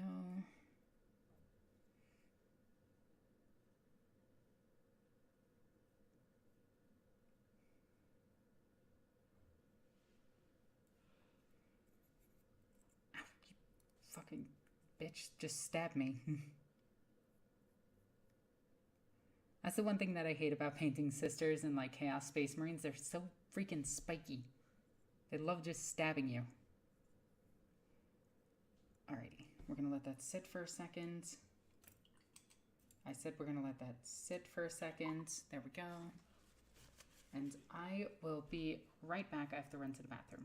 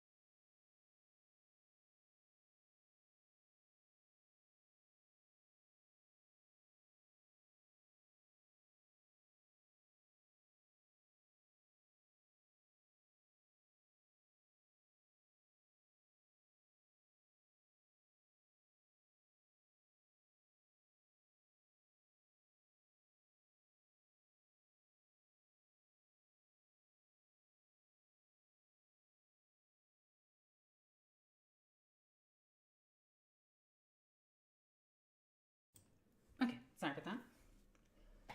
I should have closed this. That was dumb. Okay, what next? We can get the white on you. Let's go ahead and do that. Where's the thingy I am looking for? Where is the thingamajig? I have no idea where it is.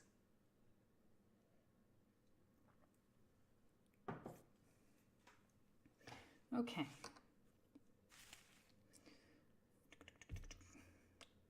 There we go.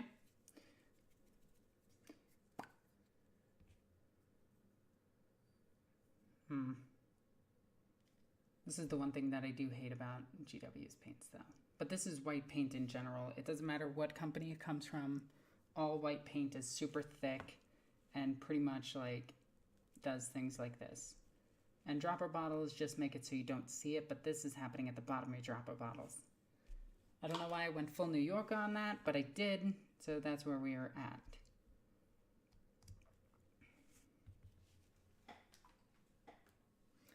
There we go. Just get rid of some of that. And honestly, I don't care about paint on my hands either because just wash yourself afterwards.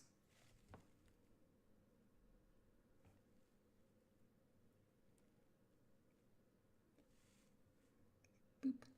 There we go. I gotta resharpen my brush though. Although one thing that I will always find funny is you can ask any painter like what paint would they rather like put into their mouth and they will have an answer. And the funny thing is, it's not because they're eating the paint, it's because we sharpen our paintbrushes with our mouth. So we know what it tastes like. It's just something we do.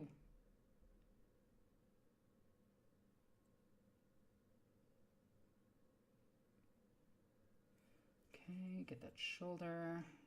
What else do we want? White. Get the knee pad. Let's get this shoulder pad. Like, you paint enough 40K miniatures, you'll know what paint tastes like. It's really weird. It happens. It's kind of like when you paint 40K, when you play 40K too much, you know exact measurements. Like you'll look at a battlefield and just be like, oh yeah, this is 1 foot. And you'll be able to accurately gauge what 1 foot actually is. And it's really funny to do. It becomes like a party trick after a while.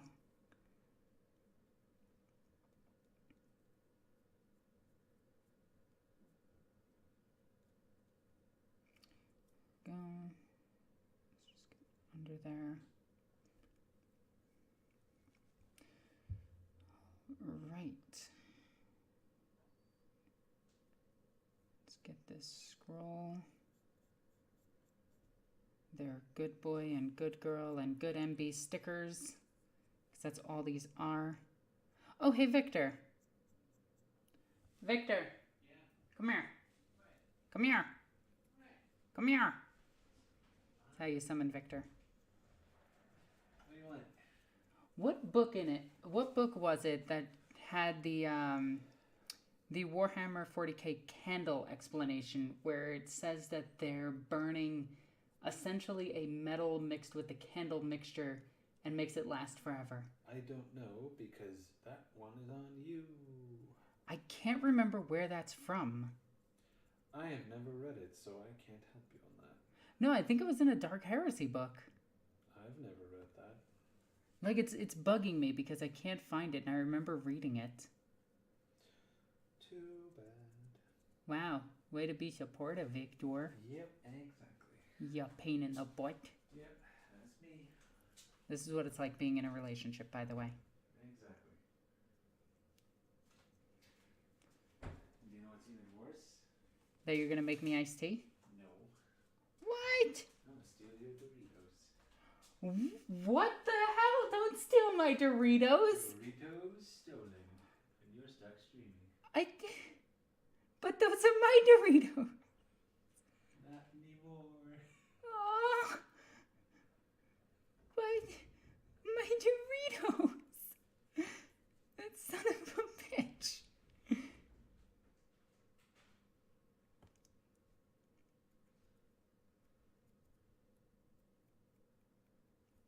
can't believe he just jacked my Doritos. What kind of world is this? Where the person you love betrays you.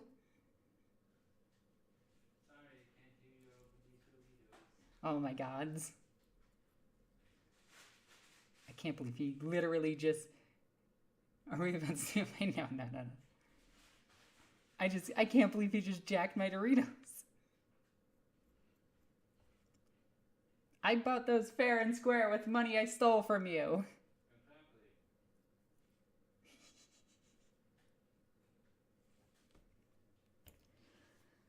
Oh, that was funny. I still can't believe you just stole my Doritos.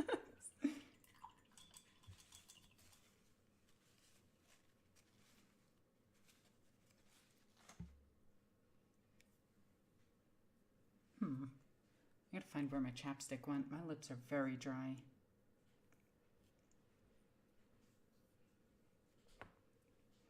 Okay, let's grab some gold.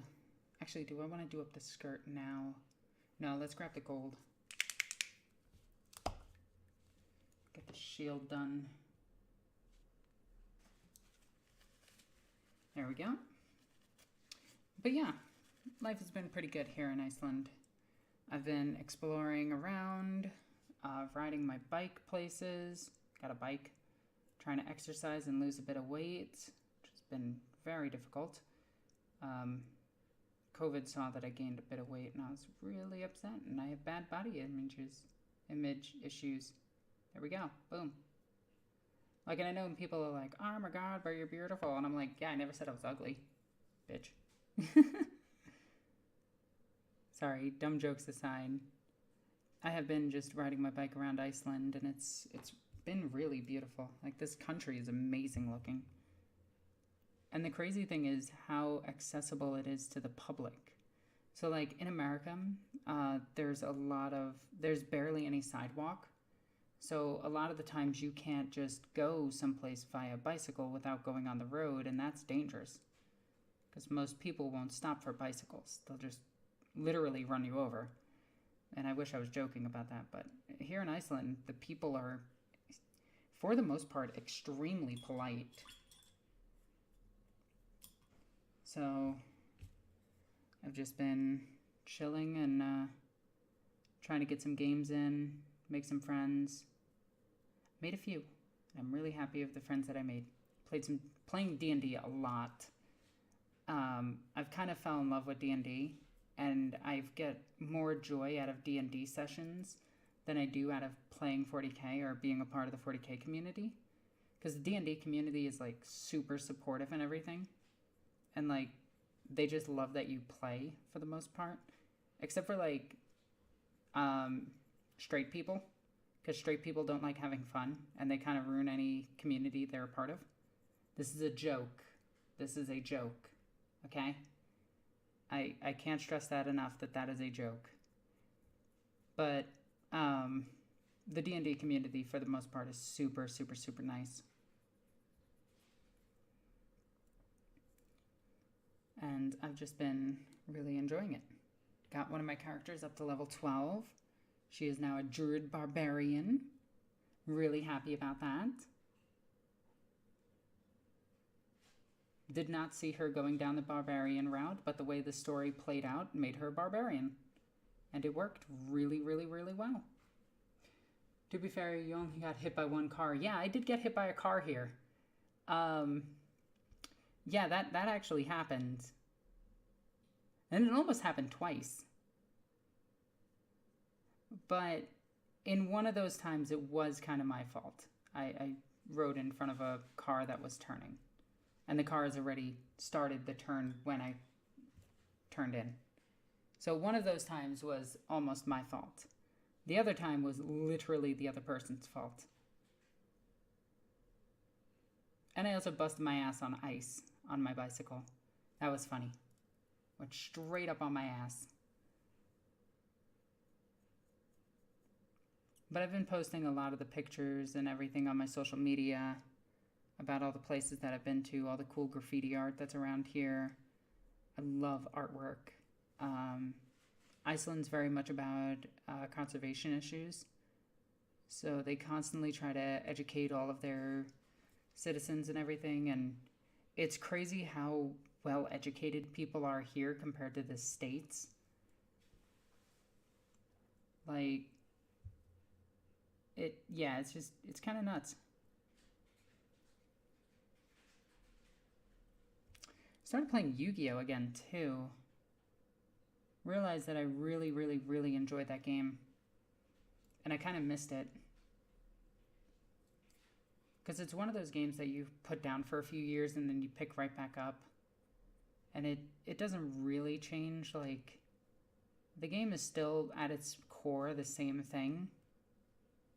It's just it has new cards now that are scary. Hard to read. And you need to have a perfect English degree in order to understand them. But aside from that, you know, it's really nice.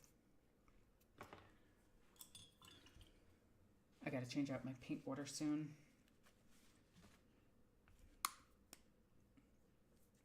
Okay, let's go back to white so I can fix those. Actually, let's wait on the white so I can do the wash on these. Okay, so now I think I want to do the second layer of purple. Okay, and if anyone wants to ask questions, by all means, please do. Because otherwise I will just ramble here for hours and not know what I'm talking about. But like, go ahead, ask away, ask questions. I'm sure people are wondering like, what I think of the current Horus Heresy stuff. Because I am really excited about that. And I'm really excited that all the books got spoiled already. And now I have them. Really happy about that. I just got the Chaos book and it's pretty nice.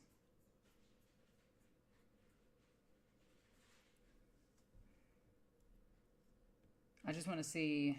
I like that they didn't change much of Horus Heresy. And I'm really, really, really happy about that because a lot of that community is, well, to be honest, pretty toxic. But it's a 40k community, so it's kind of on par for them. But a lot of the stuff I didn't want to change, and it didn't. Like, I didn't want vehicles to not need line of sight. And so far, it looks like that didn't change. I wanted vehicles to still have armor. And for the most part, that stayed the same. Except for dreadnoughts. Dreadnoughts have a toughness, which makes sense. They're just Marines in bigger armor. Okay, now let's just get some silver on this. Oh yeah, somebody asked a while ago where this background picture is from, and it's actually fan art of me. Somebody did it a long time ago, and I made it into a mouse pad.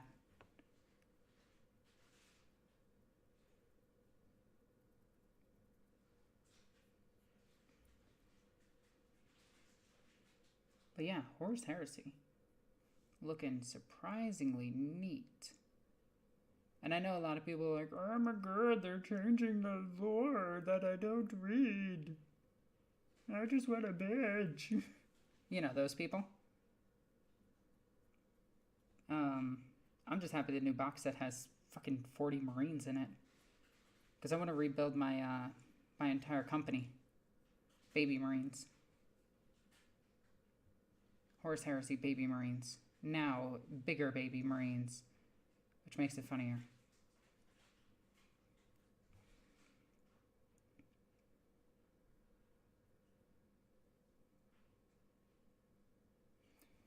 Okay, getting that spear done. Spear's looking really, really, really nice.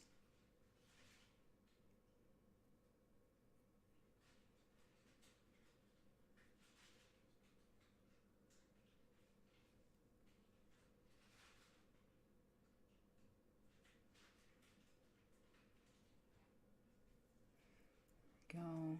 Look at that. Coming out really well. Just gotta get that underside. Did you eat all of my Doritos? No. I can't believe you genocided my Doritos. Anyway.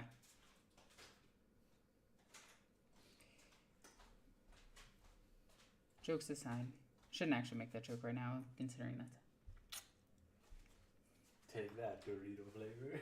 I hate you. We're fighting. We're throwing hands. That's it. Love you.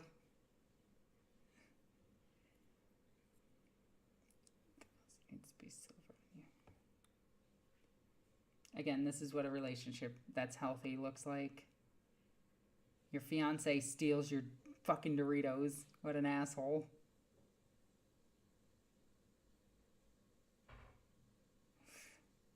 Yep. That's coming out really nice. It's amazing what, like, just contrasting colors make. Like, the black armor really makes the purple and gold pop really well. And it kind of gives you that holy vibe that sisters are going for.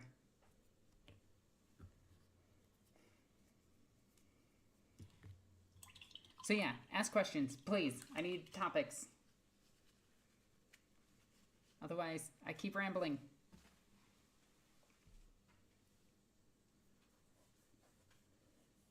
Ooh, maybe I'll play my custodians in Horus Heresy. Maybe they won't be busted. Play my sisters of silence. Get ready for the Legion of Voltan. Oh yeah, and their mobility scooter of doom. I love that he looks like he's going to Walmart and he's just in a mobility scooter. It's so good. I love him. I love it. I think I am in favor of them, but I do think that it's a bit silly. What do you think of the World Eaters? I freaking love corn, like, a lot. Let me see. I think this should answer. Oh, this is a bit heckin' heavy, but I think I'm excited about corn, considering I have a whole goddamn army of them. But I want more. I want so many more corn demons. Let's see. Where are the bigger demons? Like, these were in a battle report that was on my Patreon. But yeah, like, I fucking love corn. Not the food. The food is gross. But, like, Samus is here. He's queer, and he's ready for skulls. I'm right behind the door. Okay. I can't believe you ate all my Doritos. I mean... Corn dogs. What? Corn dogs. Corn dogs? Yeah. Flesh hounds. Right. Corn dogs. True. Oh, can you make me some iced tea? Sure. Thank you.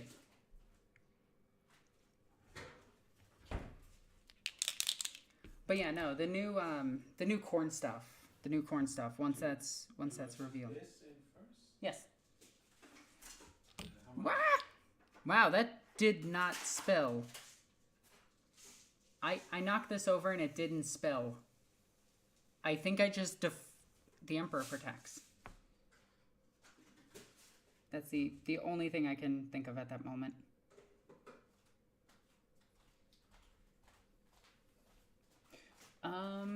I'm totally not preparing to make a World Eater's army. I'm going to paint them in the theme of the Heresy era colors. Nice. So I have this theory. Because one of the more recent passages of Khorne lore that we got is that they're all gathering up. Okay? Like, everyone saw that I dropped this, right? And it fell over and didn't spill. But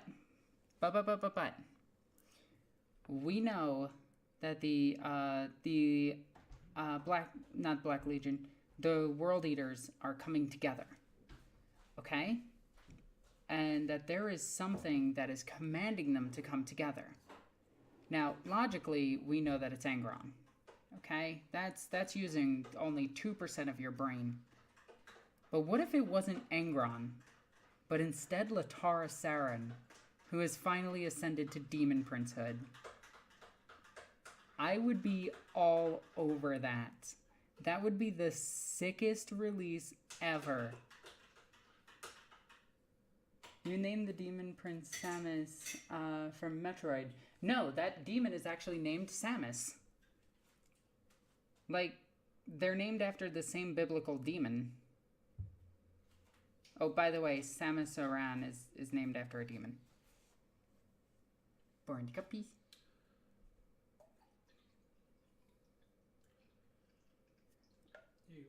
Thank you.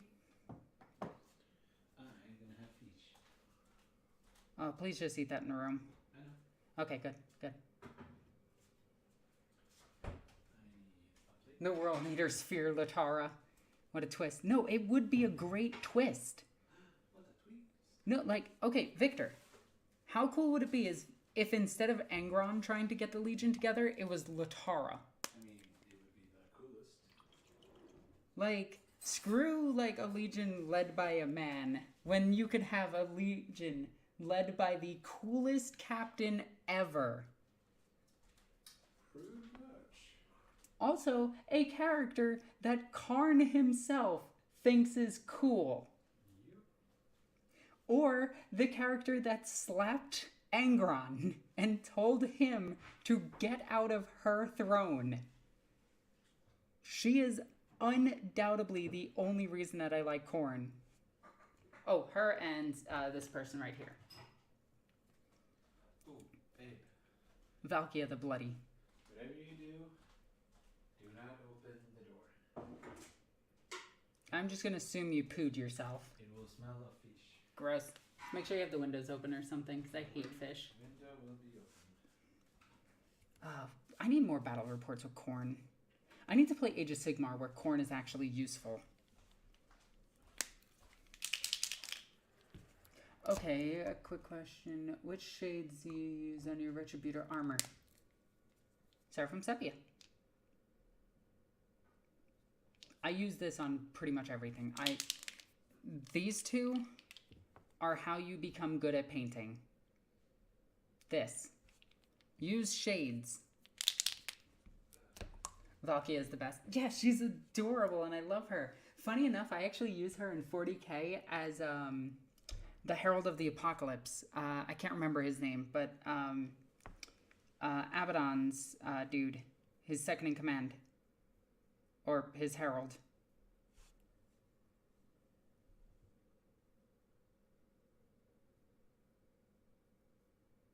So I actually use her in my whenever I play 40k for oh my god, why am I drawing a blank at the name? Black Legion. Thank you, brain. There we go.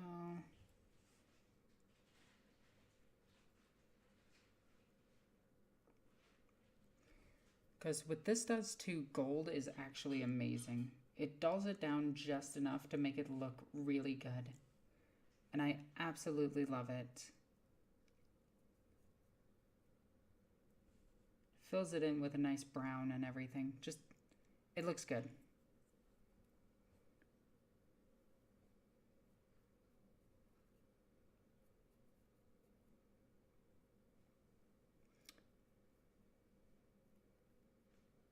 Go.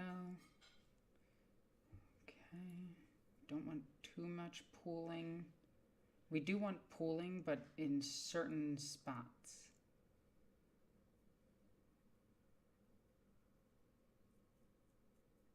There we go. Okay, so the sister is coming out really well. There's a fun fact. I've been painting for 7 months now, and I've spilled 3 Citadel paints. Yeah, I don't get it. A lot of people spill their paints. Like, I don't understand it. Like, y'all are clumsy. I have to. Don't worry. Let's see. Latar would be great company commander for Chaos, ordering a world eaters and cultists alike. She'd actually be in command of all the chapter serfs, which would mean that the Space Marines couldn't do anything to her because they need their serfs, they need their cultists, they need that infrastructure to actually function.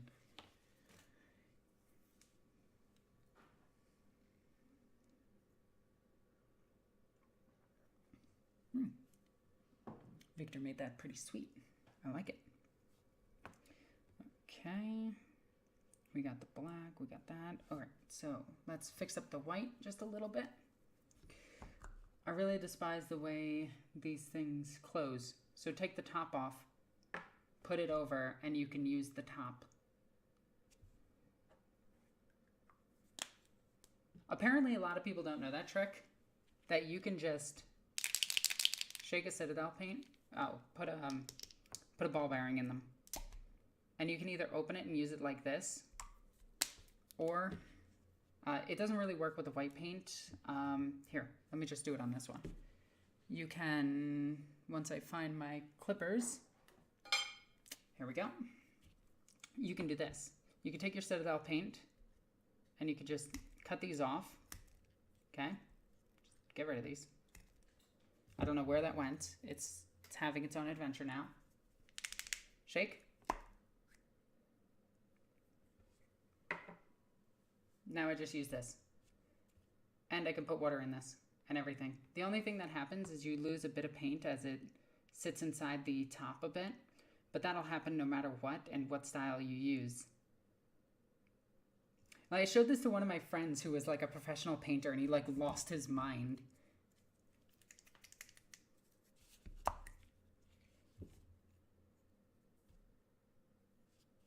Because he's always had that problem.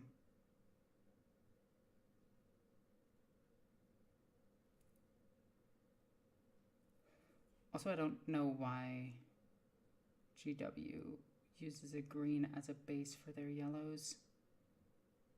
I don't like it. Okay. Do you think GW would bring out a model that would help combat chaos someday? They have. They're called Necrons. Necrons can actually... are you talking in lore or... Are you talking like in lore or on tabletop? Because on tabletop, Chaos has no problem in close combat.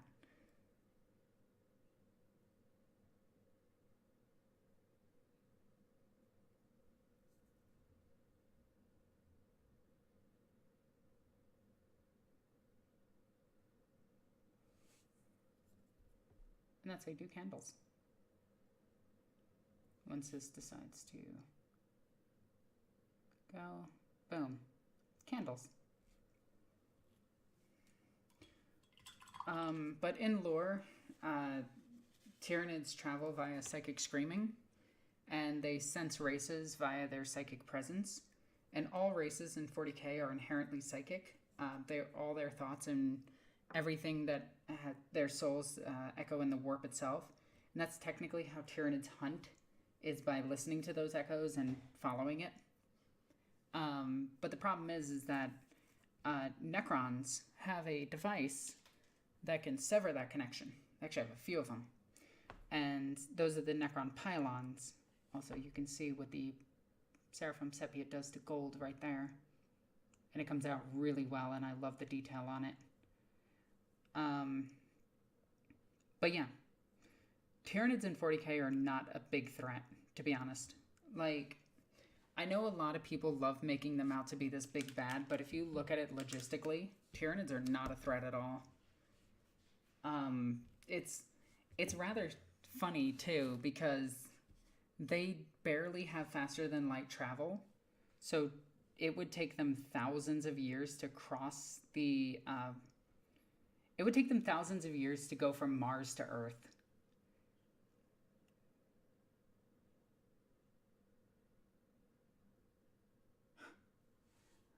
Alright, I'm actually gonna cry since that pot method is actually helping my acrylic armor gold.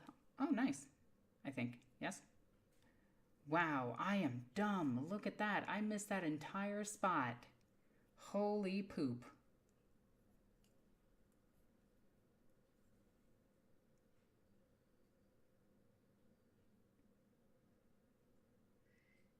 I can't believe I just missed an entire part of this cape. I am kind of rushing, I will admit.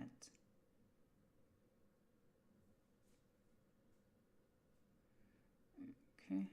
I wonder if the person that I'm doing this for is actually watching. That'd be really funny. I'm charging them $50 for doing up 10 sacristans.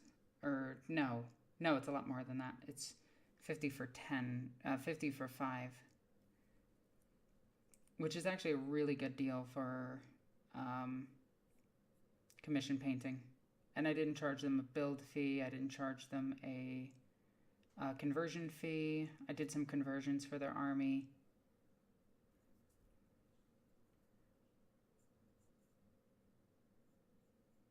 I should show you guys some of the conversions I did. They were really, really, really nice.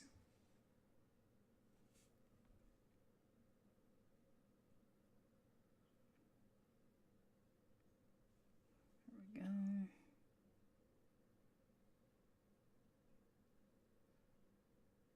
And let's just get this real quick.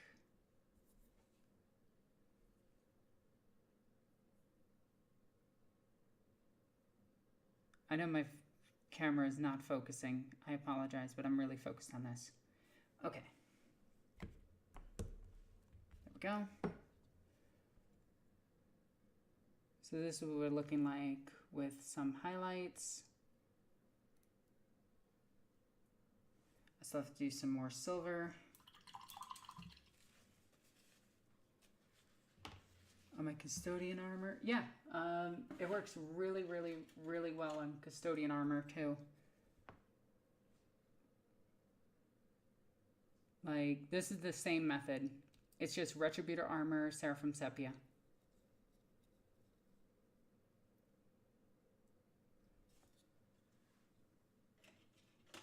Oh yeah, here's one of my conversions. This is my champion.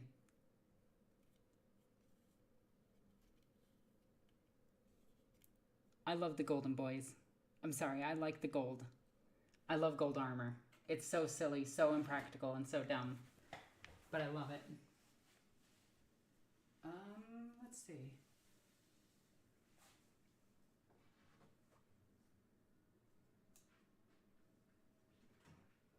Here's some custodian dreadnoughts.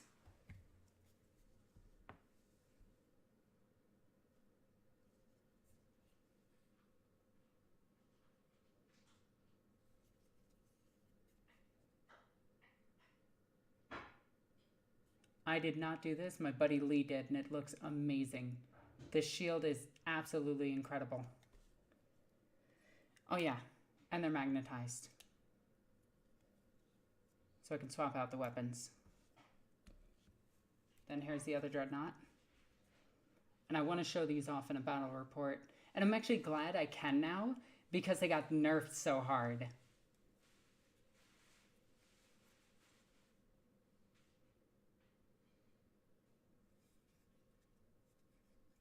And then... Yum. Hey, Victor, can you grab my canoness that's over there? I kind of can't. Oh, yeah, that's Because I have fair. butter on my fingers. Oh, can you open the windows? That smells like fish and It is gross. fish. I don't care that it's fish. It smells gross. Yeah, but you said it smells like fish because it is fish. Yes. I don't know if you guys can see this, but that's the Emperor.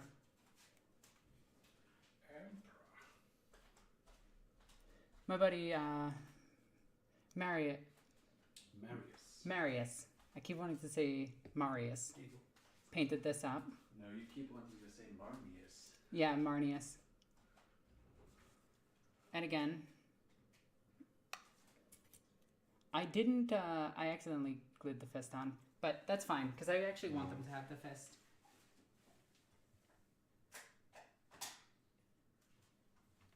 I gotta commission him to do some more freehand on my dreadnoughts.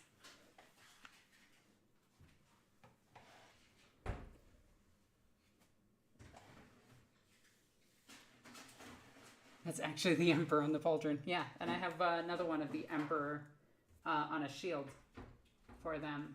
I know I have more. Here we go. Threw away pizza crust? Yeah, it also sounded like I farted because of the chair moving. But this is all my Sisters of Silence. I really, really, really like gold armor, it turns out.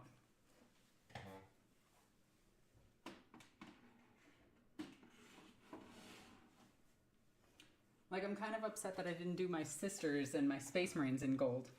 It's such an easy color to paint, too, and I love it. Where was I on this?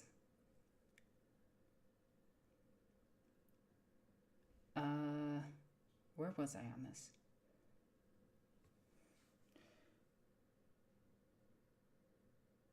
Bloody Rose models, Sisters of Battle Repentia. These are Sisters of, I forget the order that she made. These are for a commission. But these are Sacrisans.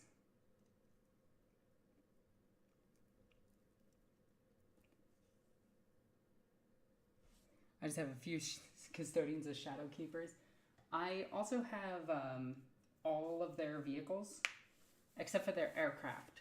I need to get their aircraft, but I'm probably going to 3D print it, because I'm not paying GW prices for that toy, because it's literally a giant toy.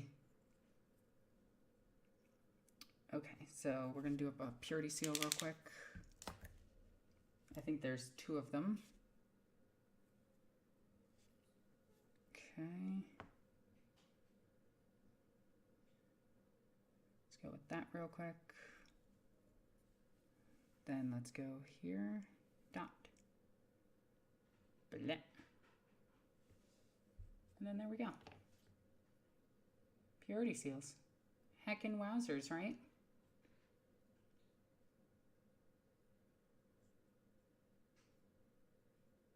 My hands are covered in paint.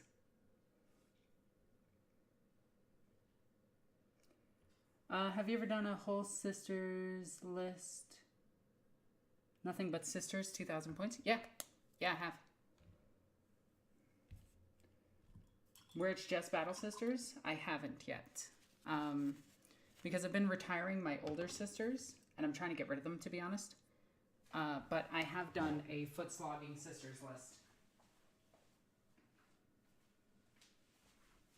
And I can tell you, as of right now, it works, and it's probably the meta.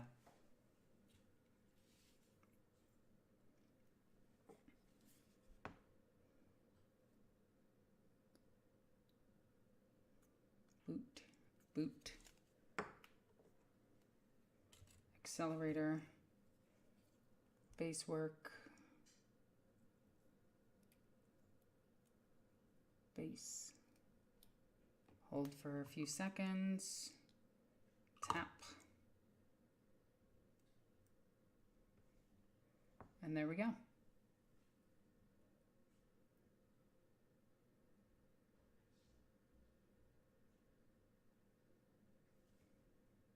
That came out pretty good. I'm really happy with that. So I have both the Sister Superiors finished. And this is the Canoness that I made for them.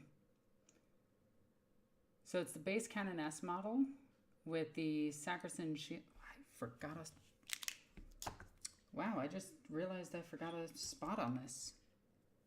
This is why you always go back and check your work. Okay, there we go. Sorry, that was bugging the ever-living hell out of me. Okay, so this is the Canoness that I made. She is standing on a rock. This is a Canoness, the regular Canoness model, and then I changed out the sword and I changed out the shield. She still has an Inferno pistol under there, because that's the Inferno shield. Then I gave her the Sister... Mistress of Repentance backpack, and gave her flames, made her standing upright, and that's the Canoness conversion that I did for my friend. This is what one of the Retributors looks like for this army. I am really happy with how this army has turned out. Like, I'm kind of sad that I'm like, it's just a commission. I really want to redo my sisters now. Make them look nicer. This is one of the Bolter sisters. I wanted that shine to the Bolter because that's actually something that I like. It also distracts you from the monotones of the black and the purples and gives your eyes something to focus on. Nice focal points. Which is helpful by the base itself, and it shadows into the sister where you don't know where she's walking. This is Icelandic black sand, again. But yeah, I am really happy with this.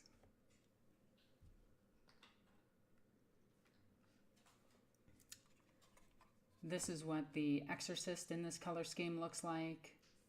I still have to do the back, so forgive me. But yeah. I'm really, really, really happy with how all of this came out. And I'm hoping my friend who is the client of this, I hope they are extremely happy with how it turned out as well. So let's look at the chat really quickly.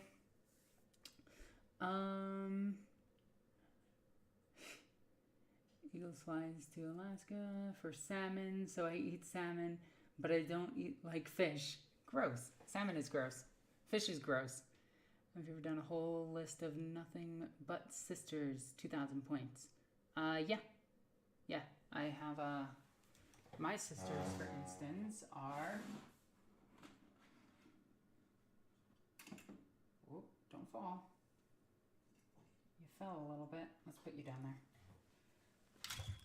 Oh, that was dangerous. So these are all my Sacristans. I have 30. All built and ready to go. I have my Dogmata sitting there. A Canoness, an Inquisitor, a Sister Superior. There's a ton sitting here. And then I have this row of Battle Sisters. This is all my Bolter sisters and all of my other Canonesses. On here, I have somewhere close to 7 canonesses, 20 sister superiors, and then like 60 troops. And I have a hospitaller, a bunch of dogs, and a few raptors.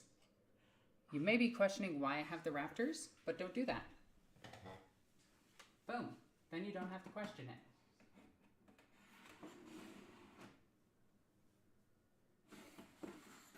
Then I have all my heavy weapons and all my special weapons.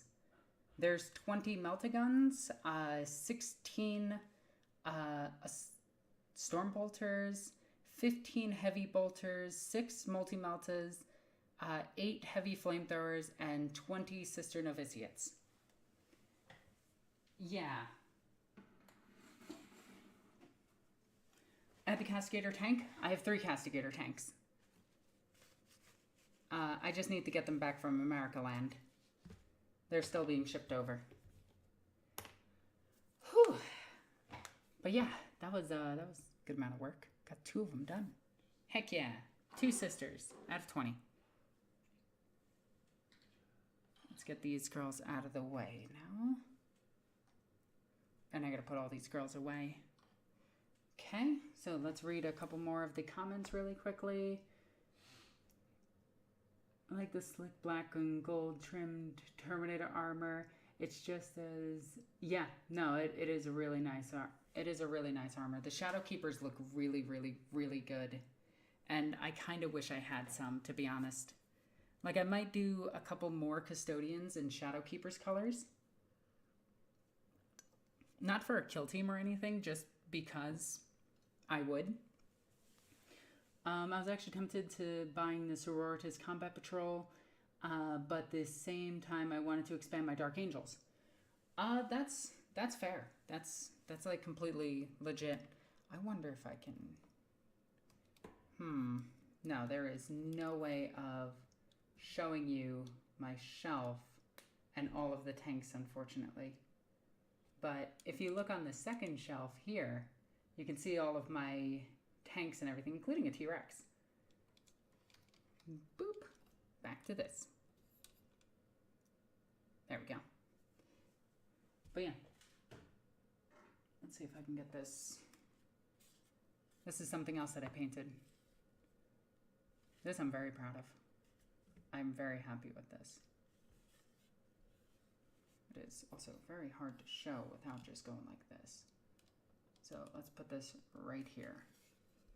Where is... There it is. Hang on, let's spin this thing around.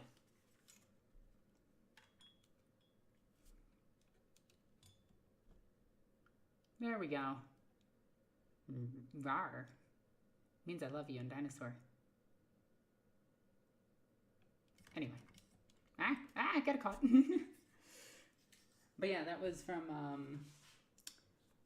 that model is from Conquer, which is an amazing game that I think everybody should check out.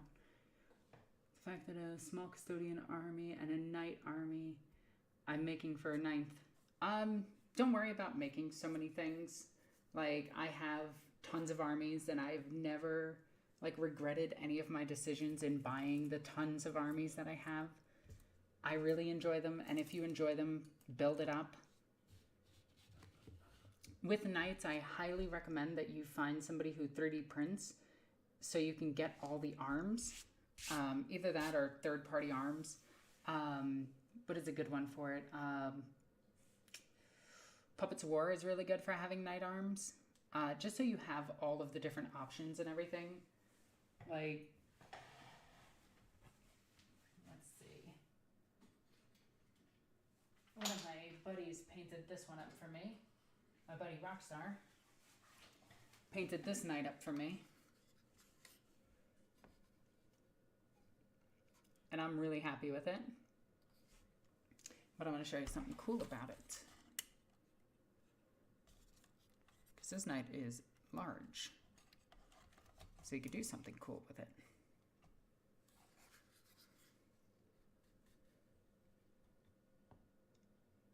And even the smaller cannons have lights in them.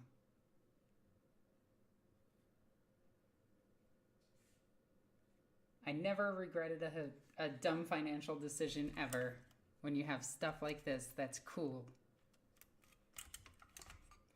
Play the things you like, build the things you like, paint it the way you like, have fun with your stuff. That's the way you play E40K. You enjoy your life and you play it.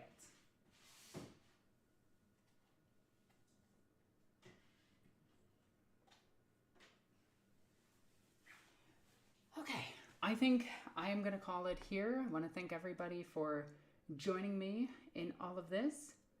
And yeah, I am